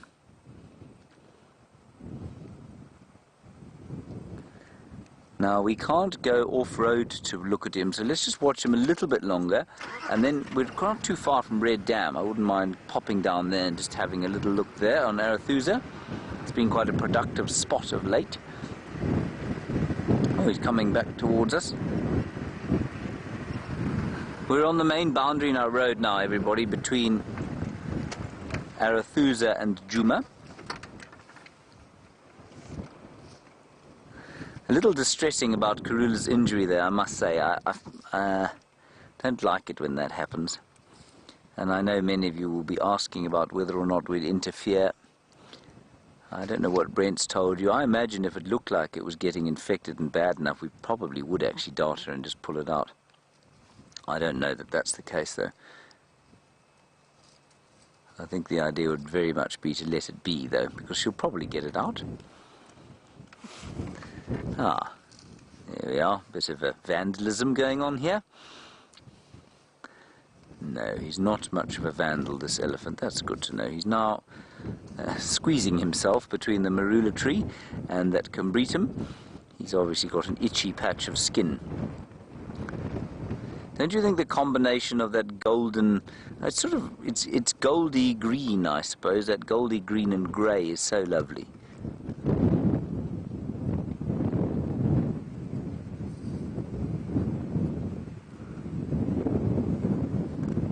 And it's very silent from a bird point of view suddenly, and I'm sure that's because of the wind.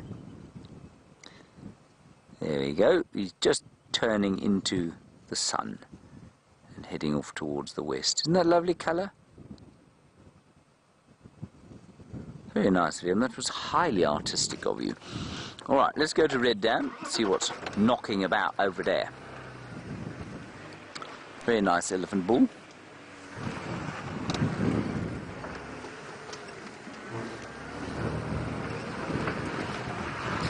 Haven't seen any tracks of Shadow, and I haven't heard any updates from her. Let's just find out on the radio if there are any western updates, i.e. updates from Arethusa.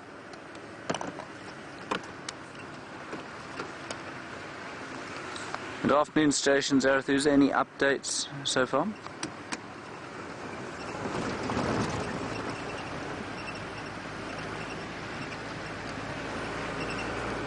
Oh, much talking. Hang on.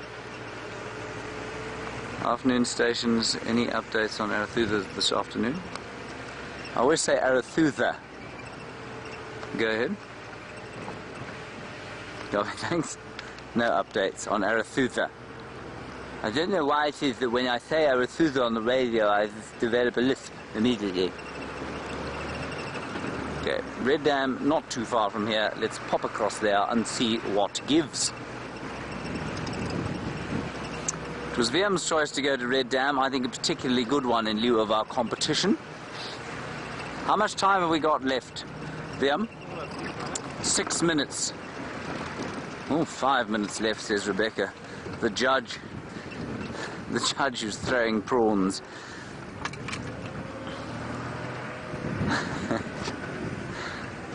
In my family, everybody, we have an expression, and that is throwing prawns.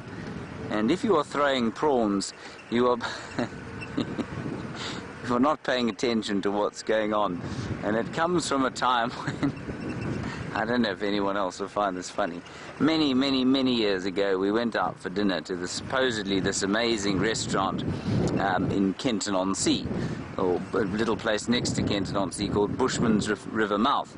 Now, these are not sophisticated places, and therefore the reports of this amazing restaurant should have been taken with the proverbial spade load of salt. And indeed, as we waited 2.5 hours for our meal to arrive, the entire family, well, the adult portions thereof, we weren't very adult at the time, I think I was only about 12, and the adults got progressively more merry as the evening progressed, and we started describing these outlandish scenarios of the chef in the kitchen, deeply inebriated and flinging prawns, trying to hit the pot from the ground where he happened to be lying. And so it developed into this expression in the family that if someone is not paying attention or not doing what they're supposed to, they are throwing prawns.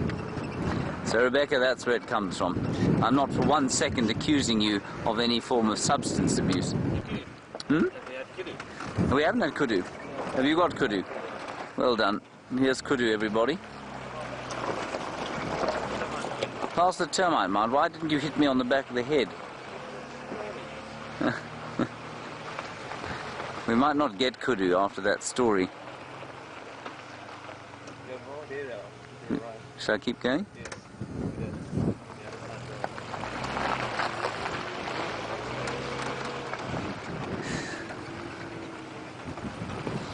I thought I was supposed to tell. Oh, I can see them, yes. Little fool? There we are, everybody. Kudu. Well done, Graham. Thank you very much for that. We're nearly at the dam now.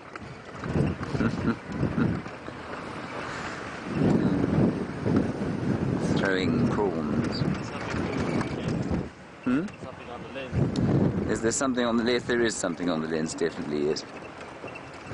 I'm not sure that we can get it as a heartbeat species, though.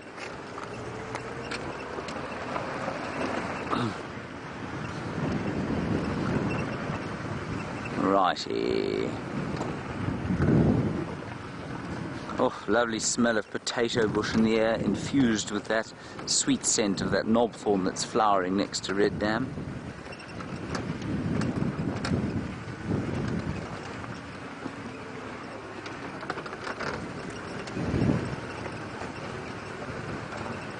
One hippopotamus. We've seen a hippopotamus, unfortunately. Can't have him. Ah, Egyptian geese. There we are. You will see them, Liam. There they are. Rebecca, what is the score now?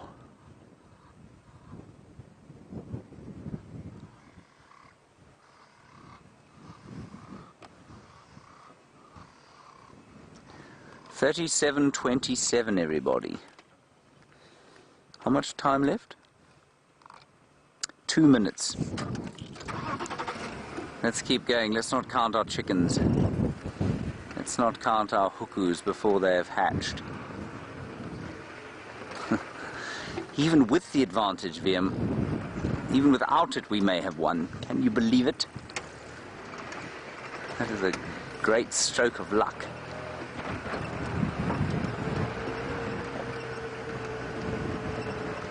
Rebecca, are you talking?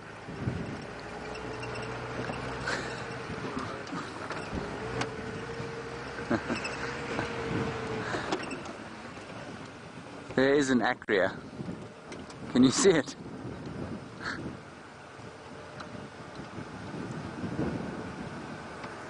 You got it there? There, we got it!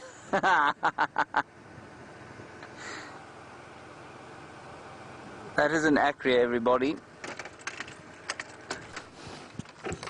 1 second. Before the time's up. 80. Fact. Nobody said I couldn't read the fact. Acria. Come on, Acria. Come on, I need just bitter Acrias. Eggs laid in batches, white to yellow, larval and cylindrical, 6 rows of branch spines on the eggs. Branch spines on the eggs. Branch spines on the eggs. Do I get it? 38 species. Viam, well done. Don't leave me hanging. Oh, we fist pump. Here we are. It will make up for my pathetic performance on the actual athletics field. Good.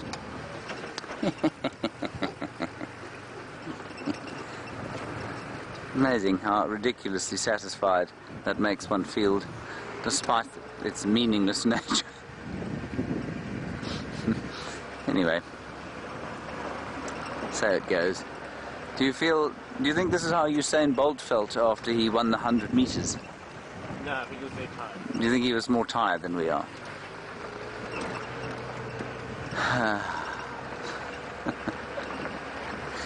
That's a bit of a drubbing there, really. 11. Strictly speaking, only 6. Hey, you give him his points back. Yeah, I'll give him his points back. He can have them. Didn't need them, no. Still, 38 species in 2 hours in this area is not that good, really. I suppose it was probably down to the wind, everybody.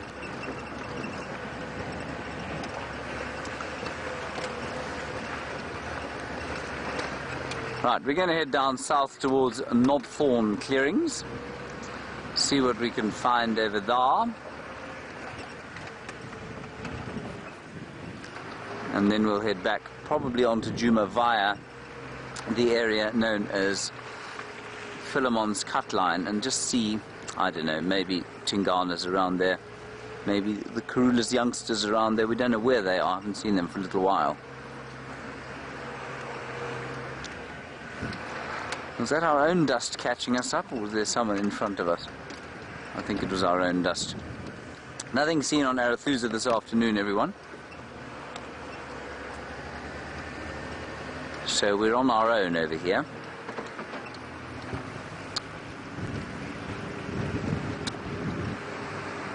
I think it's going to be quite an attractive sunset. Lots of smoke and cloud and haze in the background.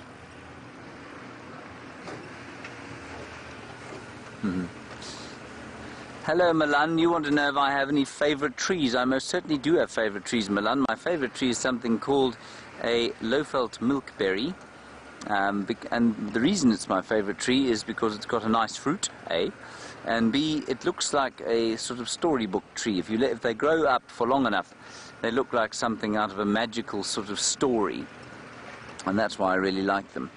What else do I like? Natal mahogany, we don't have them here, but they are very lovely trees indeed. And there was something else I was speaking about the other day. It just slipped my mind. I like the fig trees too, they're very pretty. But it's the Lowveld milkberry for me that wins it. And there's one really gorgeous one in the middle of a block here that Karula really likes. She often goes towards that tree and hangs her kills in it. And when she's in that tree, well, then I'm just in a place of great satisfaction.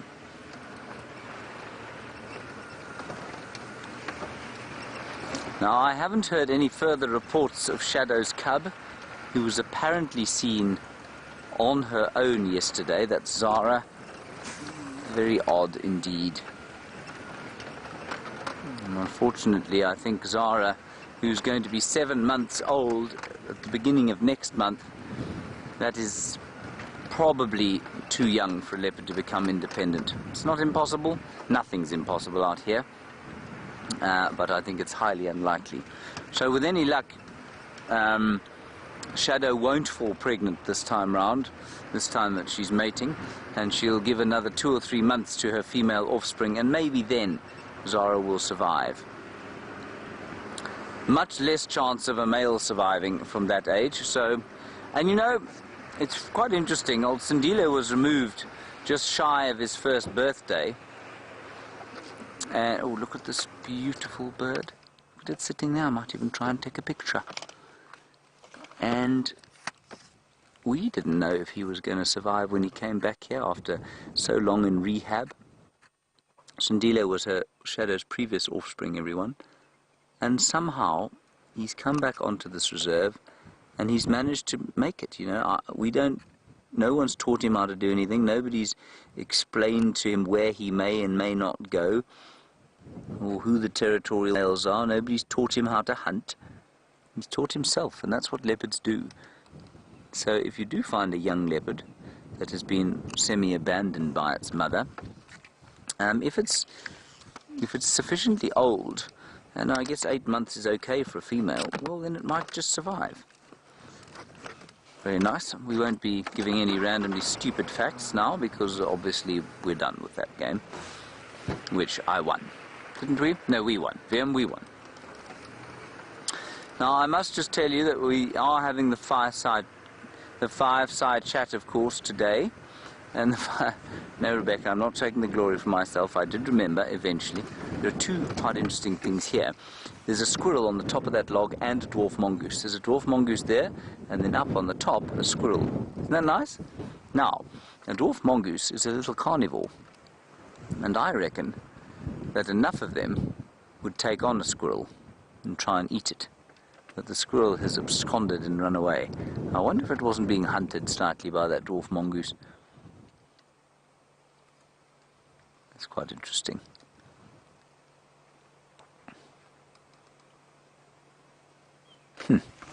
Very nice.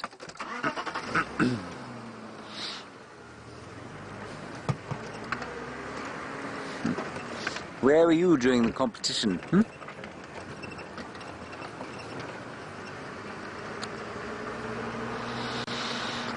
There's a lovely smell of wild aniseed. It is such a nice smell. I love the little touches of smell that start to emerge as it gets a little bit warmer. Whatever aromatic oils there are in the plants and in the ground start to emerge. Right, Brent is still with Karula. He's got through some more thick bush. Let's go and have a look how the Queen is doing.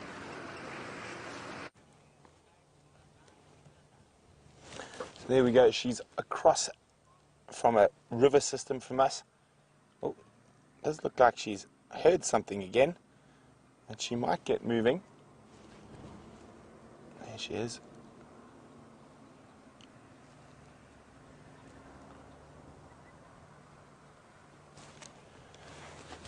Just resting, but she is hungry and hunting.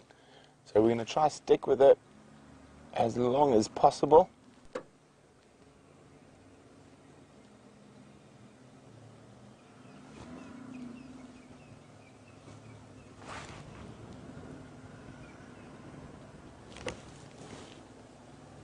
She's definitely going to get moving again shortly.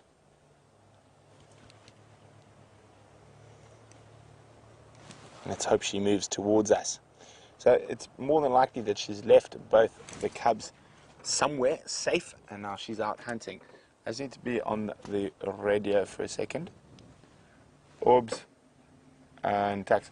If you, on the edge of that thicket, if you drive towards the Shkova, she's lying on the opposite bank under a tambuti.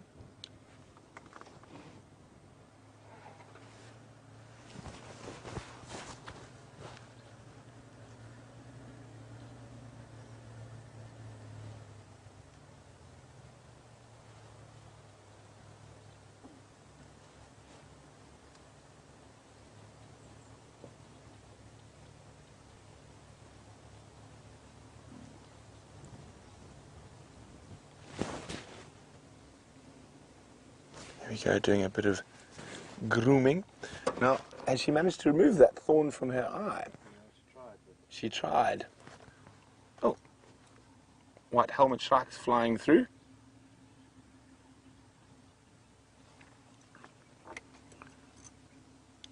Have you got visual there?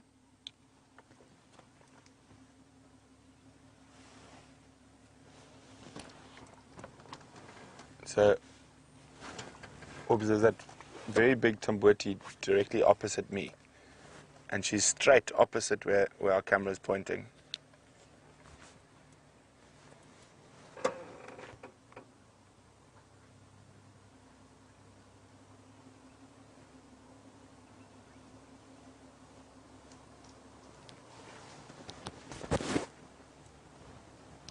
Copy. She's on the southern side of the Shkova.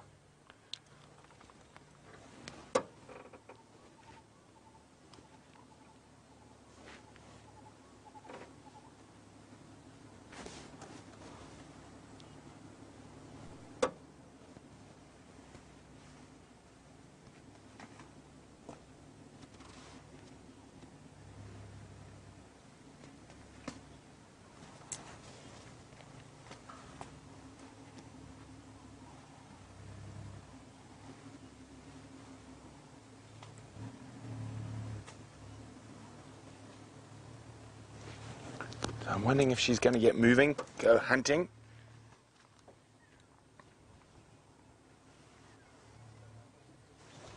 I'm pretty sure she's going to keep moving. And she's just taking a little respite.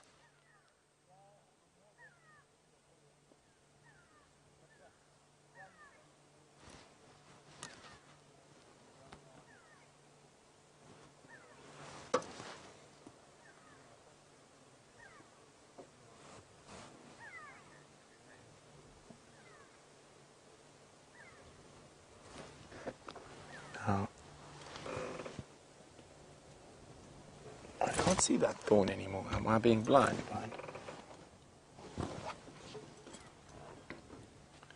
FM taxi 55.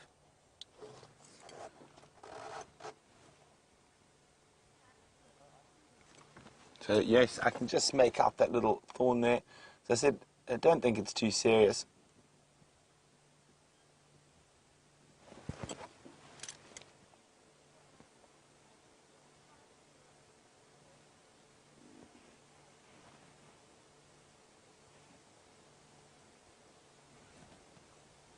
Oh, it's tired kitty. Lots of hunting and obviously not too successful at the moment. And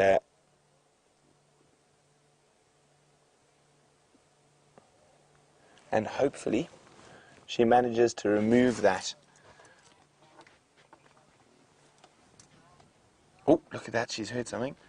Paul's asking, did we see dry blood on her neck? Brian, I didn't notice any, did you? No. I think it could just be the light, could be a bit of dirt.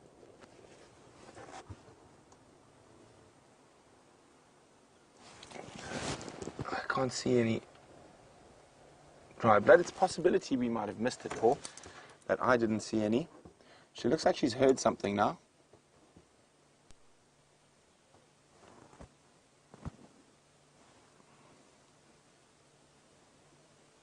Now, there are lots of bushbuck and inyala in this area.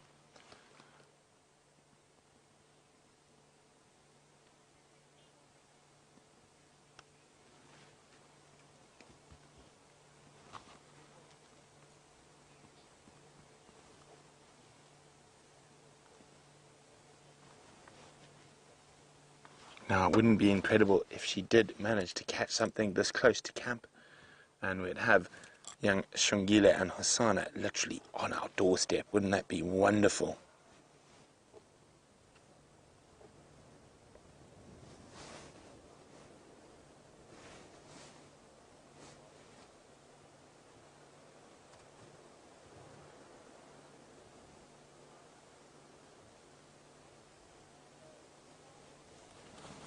Is she going to move?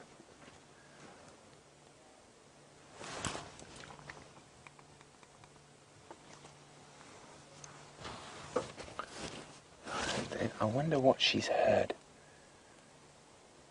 Her senses are just so much better than ours.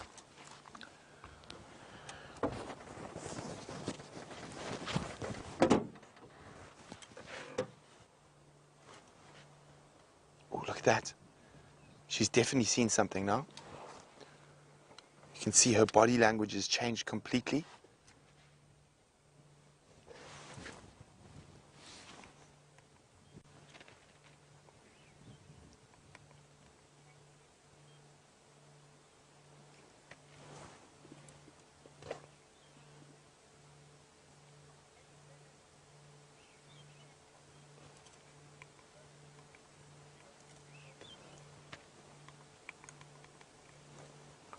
Yeah, I'm just trying to look over my shoulder.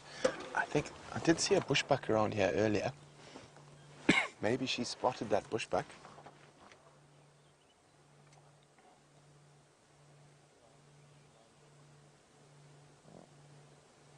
can see that lovely yellow and green. Really wonderful Tambuti colours just in front of her face there, that yellow and green. It's almost golden green. Oh, the wind's still blowing. It's going to be good hunting weather for her as it gets darker. Not to say she won't hunt during the day there. Ooh.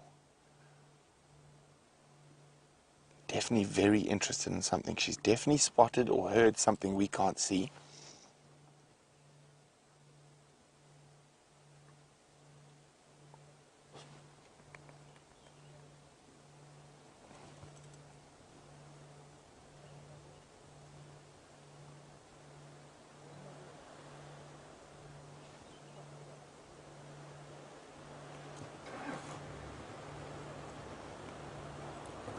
It's very interesting to see what she's going to do now.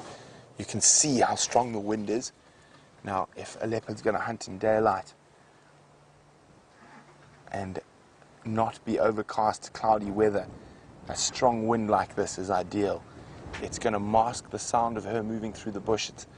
It's going to affect the prey species' smell and hearing. Look, there she goes, there she goes. Whatever it is quite close. You can see how low she is to the ground. Brian, can you see anything behind us? This is so exciting. Look at that focus on her face.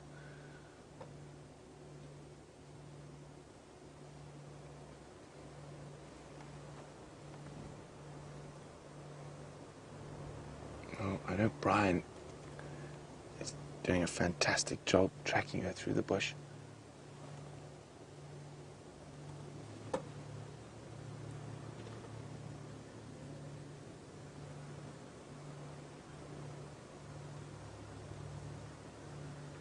Look at this. Now, the way she's moving tells me that whatever she's stalking is very close. And she's moving an inch at a time. Look at those muscles. Look at that latent energy about to explode. I wish I could see what she was stalking. Whatever it is, it must be quite close. I'm just keeping peering back.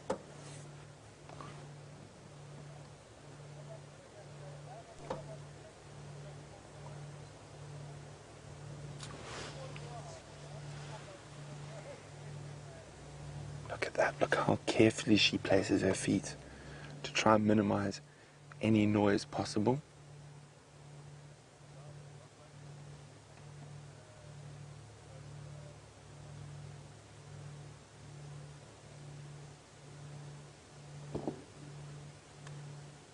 She's lying down again. Now that by no means means the stalk's over. It just means she's contemplating her next move.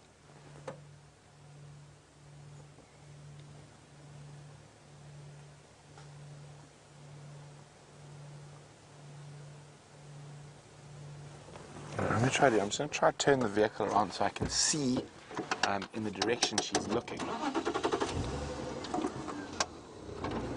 Oh, sorry, Brian. A bit of a jumpy start there.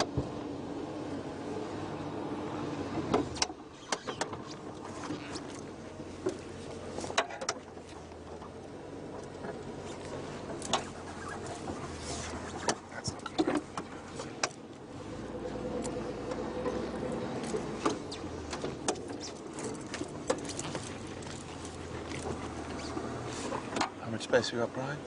Not enough.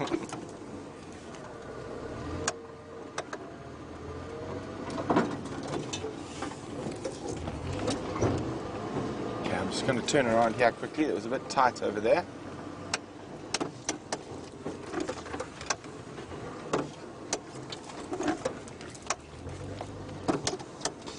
However, just a 25-point turn, but we should be back with her in a few seconds.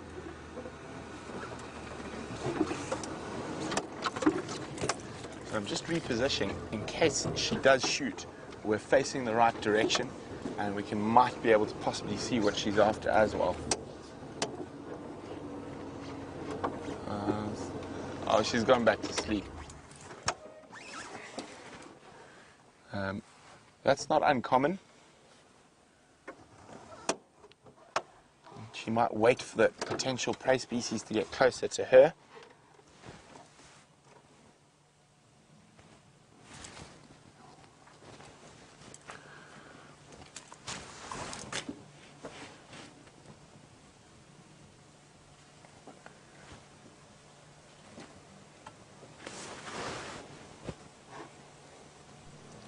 While the queen is having a snooze, let's go see how James is doing.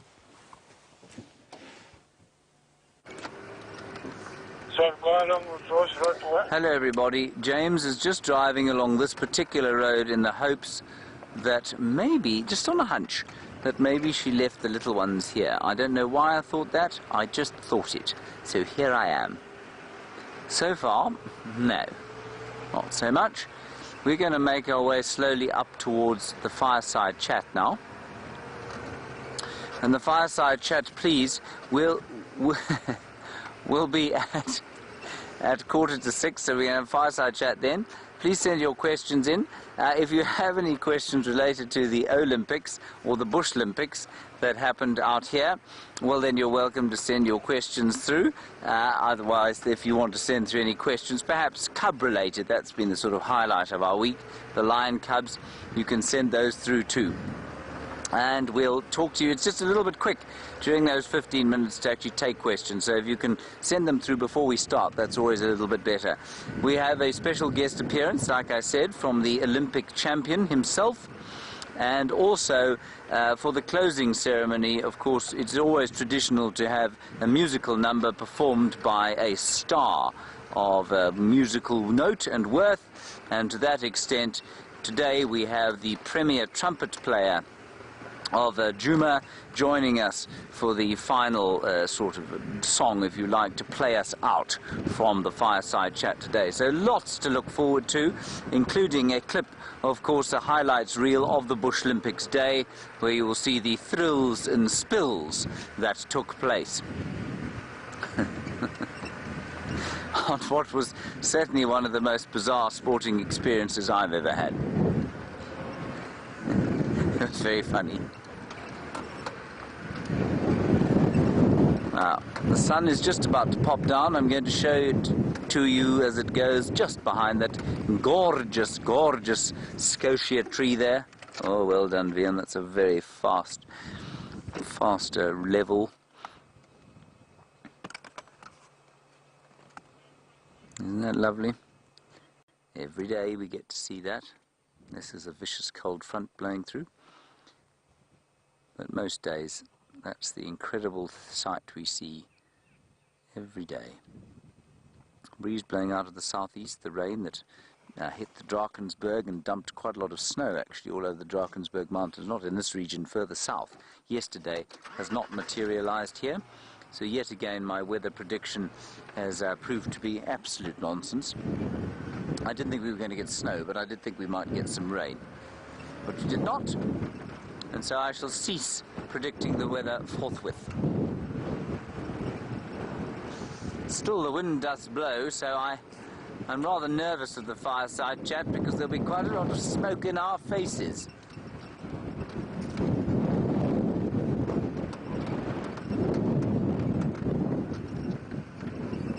Safari Dean, you want to know how often a particular area, I didn't quite hear which area, gets tornadoes, typhoons and cyclones? Well, South Africa. We get tornadoes every so often on the high veld around the Free State. In fact, we had one near Johannesburg the other day, near Pretoria. That's very unusual. We don't get them often, nothing like as often as they happen in the States. Cyclones that hit the Mozambican coast every year, but I mean, I don't know how it works with the hurricane season in the US, but it's the same kind of thing, same environmental conditions that cause cyclones. So some years we get lots, and some years none. South Africa doesn't get hit by them, unless they're particularly strong, and they come in off the Mozambican Channel over Mozambique. That's what, if we get flooding in this area, it's normally caused by cyclones offshore off Mozambique. But off the actual South African coast, almost never do we get cyclones. It's a very nice question. A typhoon, I think, is a cyclone. Isn't it the same kind of thing, but in the South China Sea? If I'm not mistaken, South China Sea is typhoon, cyclone around this area in the Southern Ocean, and then a hurricane up in the Atlantic. I think that's how it works. My hunch that Karula's babies were stashed in that drainage line proved to be utterly false, like my hunch about the weather. But of course nothing can dull my spirits, as I was the victor today, with VM of course, the victoring team in the mammal and bird and heartbeat count. And lichen, of course, let's not forget the one species of lichen that we got.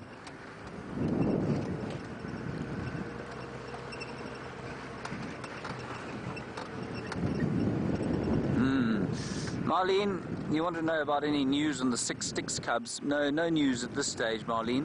They were all seen the day after we last saw them. They were all fine. Well, fine-ish. I mean, they don't look great. So they seem to be still alive.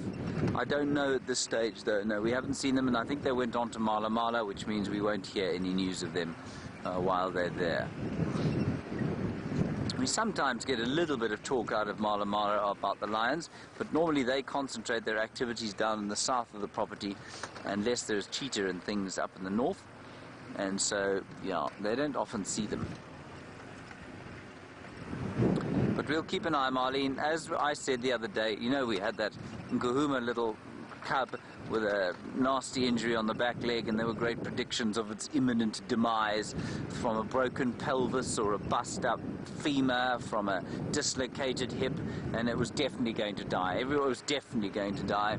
Well, 3 weeks later, or 2 weeks later, it's absolutely fine. There's nothing wrong with it at all. So, although they look dire, it's quite possible that they will survive. I think the big thing is that the skin disease they've picked up. Not sure where they got it from, probably from one of the Birminghams. We're not sure what it is. Brent reckons it's not mange. It's some kind of fungal infection. I wouldn't know, I must confess.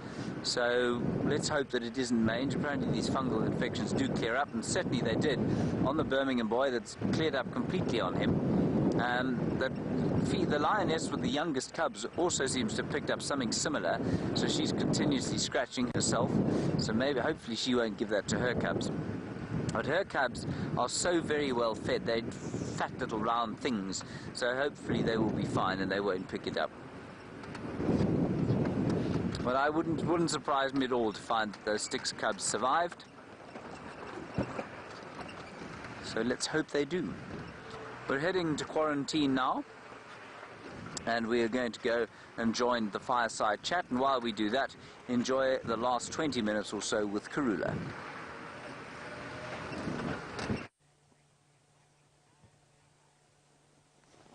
You can see she's still lying there. Her head's up a bit now. It has been down for the last little while. But that intense focus we saw a little bit earlier has gone. So whatever it was has either moved further away from her, or she was listening and actually didn't see anything. But it just looked like, the way she was moving her body, that there was some potential or poor creature close by.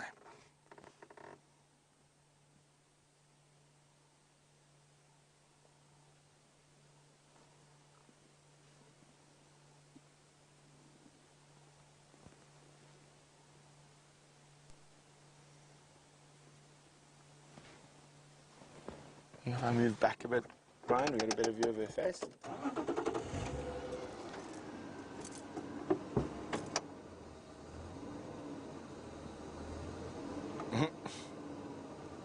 Oh, we got it. There we go. I think that's about as good as it gets here. She is in a very difficult area. I'm hoping she does get moving again. Hopefully to a slightly easier area to operate in. But knowing Karula, that's wishful thinking.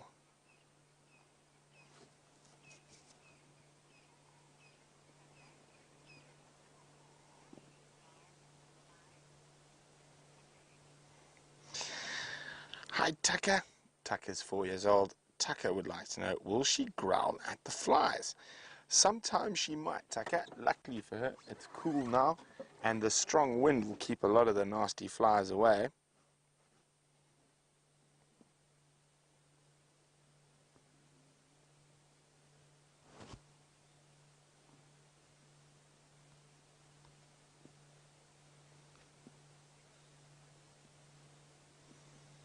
She's definitely still interested in something that's off to the north of us. Not as interested as she was a little bit earlier, but there is definitely interest. She keeps listening quite carefully in that area. There might be some inyala up ahead. We can't see. All we can do is just make her out through the bush.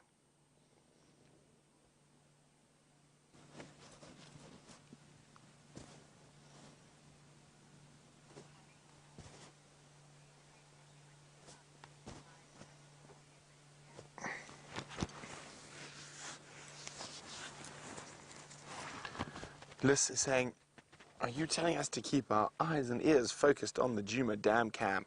We might see Krula tonight. I think it's a very strong possibility, Liz. Brian, if we come out, and if you can get, do you see any of the, there, like those patches of light soil there? That's the buffalo and elephant fence of the Djuma camp. So you can see that's been cleared, and there's actually an electric fence there. You can just make out the, can you make them out? Yeah, you can. There you go. You can see the wires just. So that's the electric fence. So that's how close she is to camp. So definitely keep an ear and an eye out on the Djuma Dam cam this evening.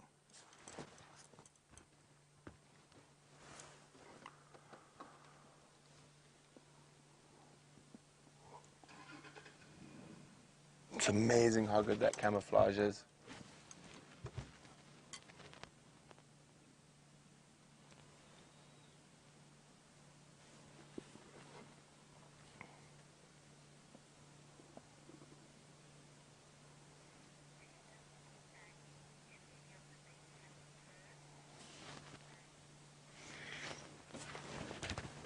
So Sandy's wondering, do any of the big cats purr? They do not. Oh, actually, I suppose cheetah purr. But what you would consider traditional big cats, lion, leopard, tigers, jaguars, they do not purr. Now, there's a reason for this. It's called their hyoid apparatus. And fortunately, I think I have an example. While she's being still there. See. Okay. So, Sandy, this is the hyoid apparatus of a small cat. And the small cats are able to purr.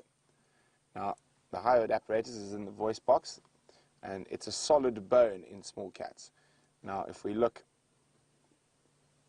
at the hyoid apparatus of a big cat, that part that is solid in a small cat is elastic cartilage in a big cat.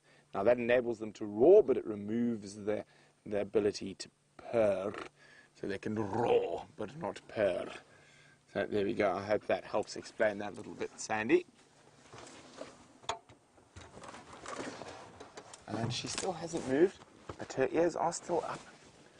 She's still listening, looking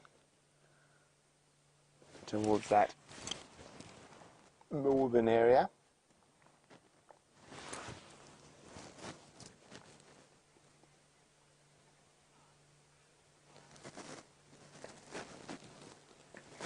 Now, Zoe's asking, does catnip or a similar plant grow in the wild out here in the bush? The answer to that, Zoe, is not that I'm aware of.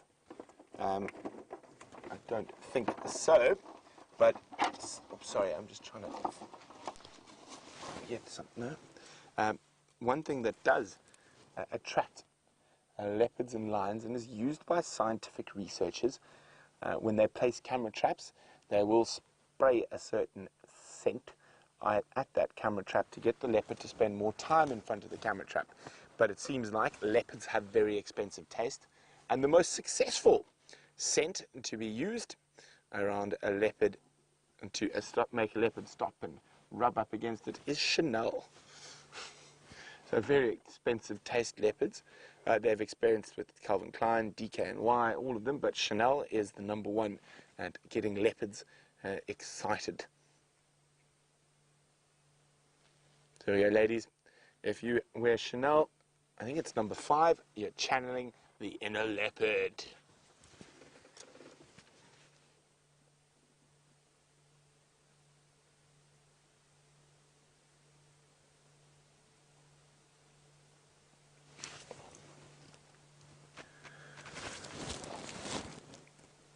It doesn't look like she's going to move too soon. We are going to have to start heading towards fireside chat. And we are in a pretty precarious position that might take us... Oh, no, she's going to... Got a little bit of a limp. We actually saw us down on a thorn a bit earlier.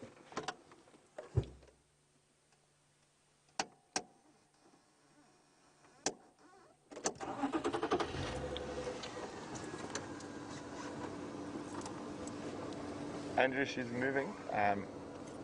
moving sort of east.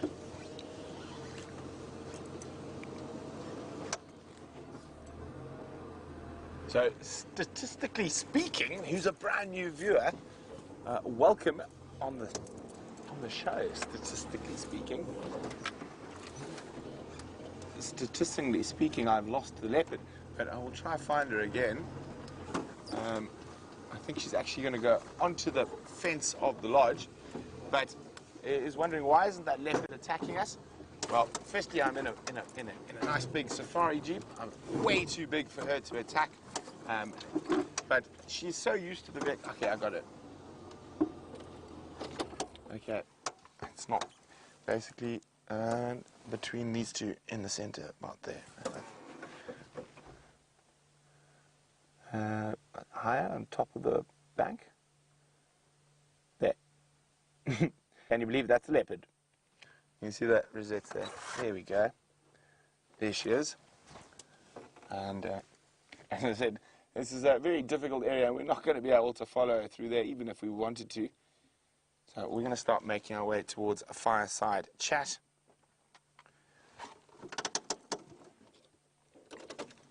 Unless she moves again. Doesn't look like it.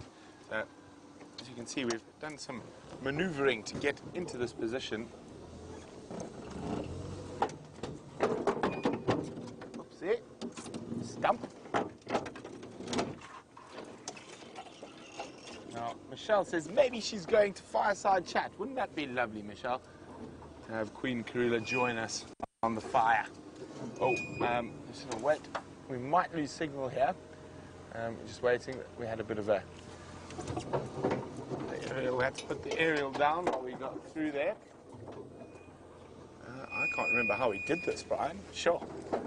I'm even quite impressed that we got through here. Okay. I think the best way is going to be to sneak through here. So we do apologize if we disappear for a second. It's just we've got to drop the aerial to get through some of these trees.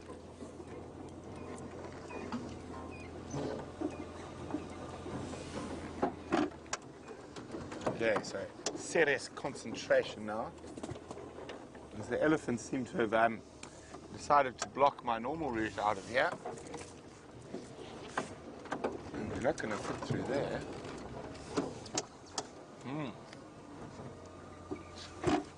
Oh, we have to go back up there.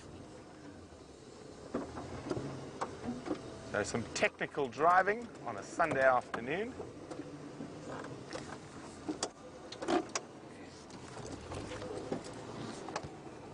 Just keep checking to see if she doesn't pop up behind us. She's done that to us quite a few times.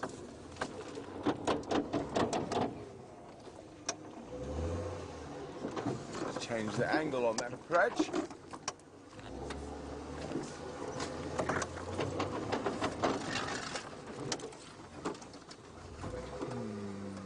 Thornies.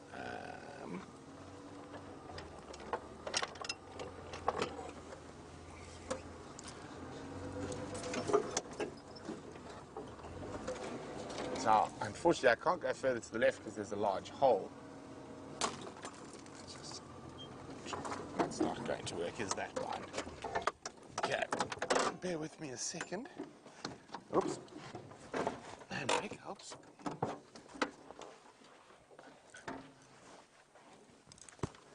And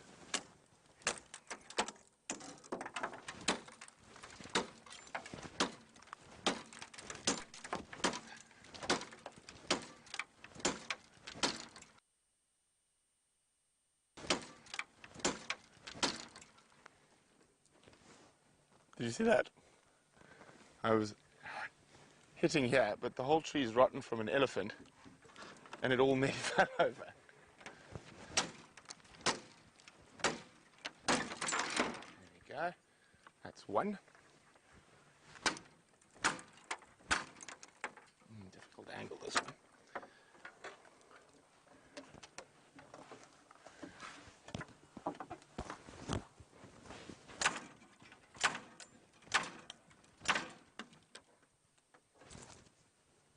Yeah, they're barking. Bo, bo, bo. She just tried to catch a bushbuck.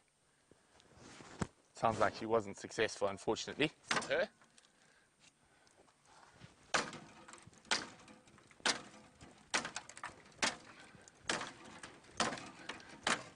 There we go. That should have been it. Okay.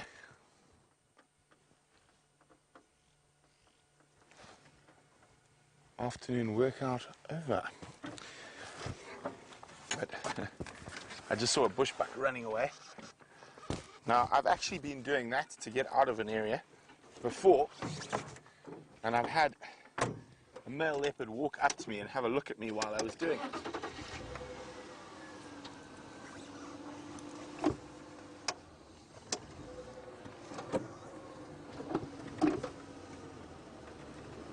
Okay, apparently she might pop out right behind us. Okay, let's just get through here. You okay, Brian? Do you want to borrow my machete?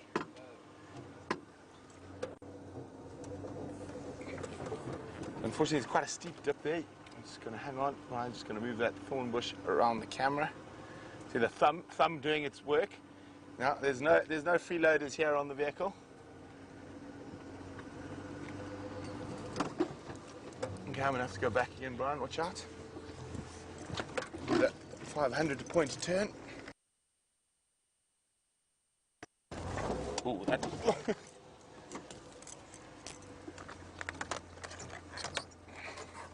Now, you can see these are really nasty thorns on here. It's hooked into the dash. There we go. Okay, don't jump up and hit me. You okay, Brian? Are you ready to move again?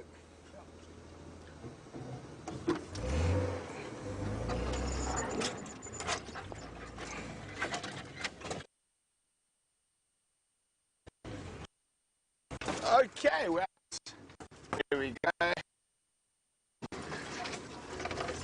we go. Let's get rid of our hangers on while we do that. Now, we're just going to pop around the corner, see if we can get one last visual of Karula. Okay.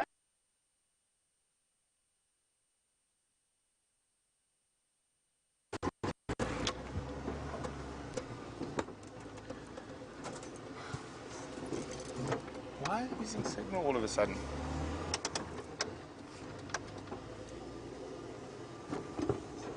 Oh, we haven't lost signal. Okay, so we're back. Sorry about that. And okay, we are going to see if we can see Karula popping out here. We can't, so we're going to shoot off to fireside chat. So let's go join James next to the fire. Well, there seemed to be a little bit of confusion there about whether or not he should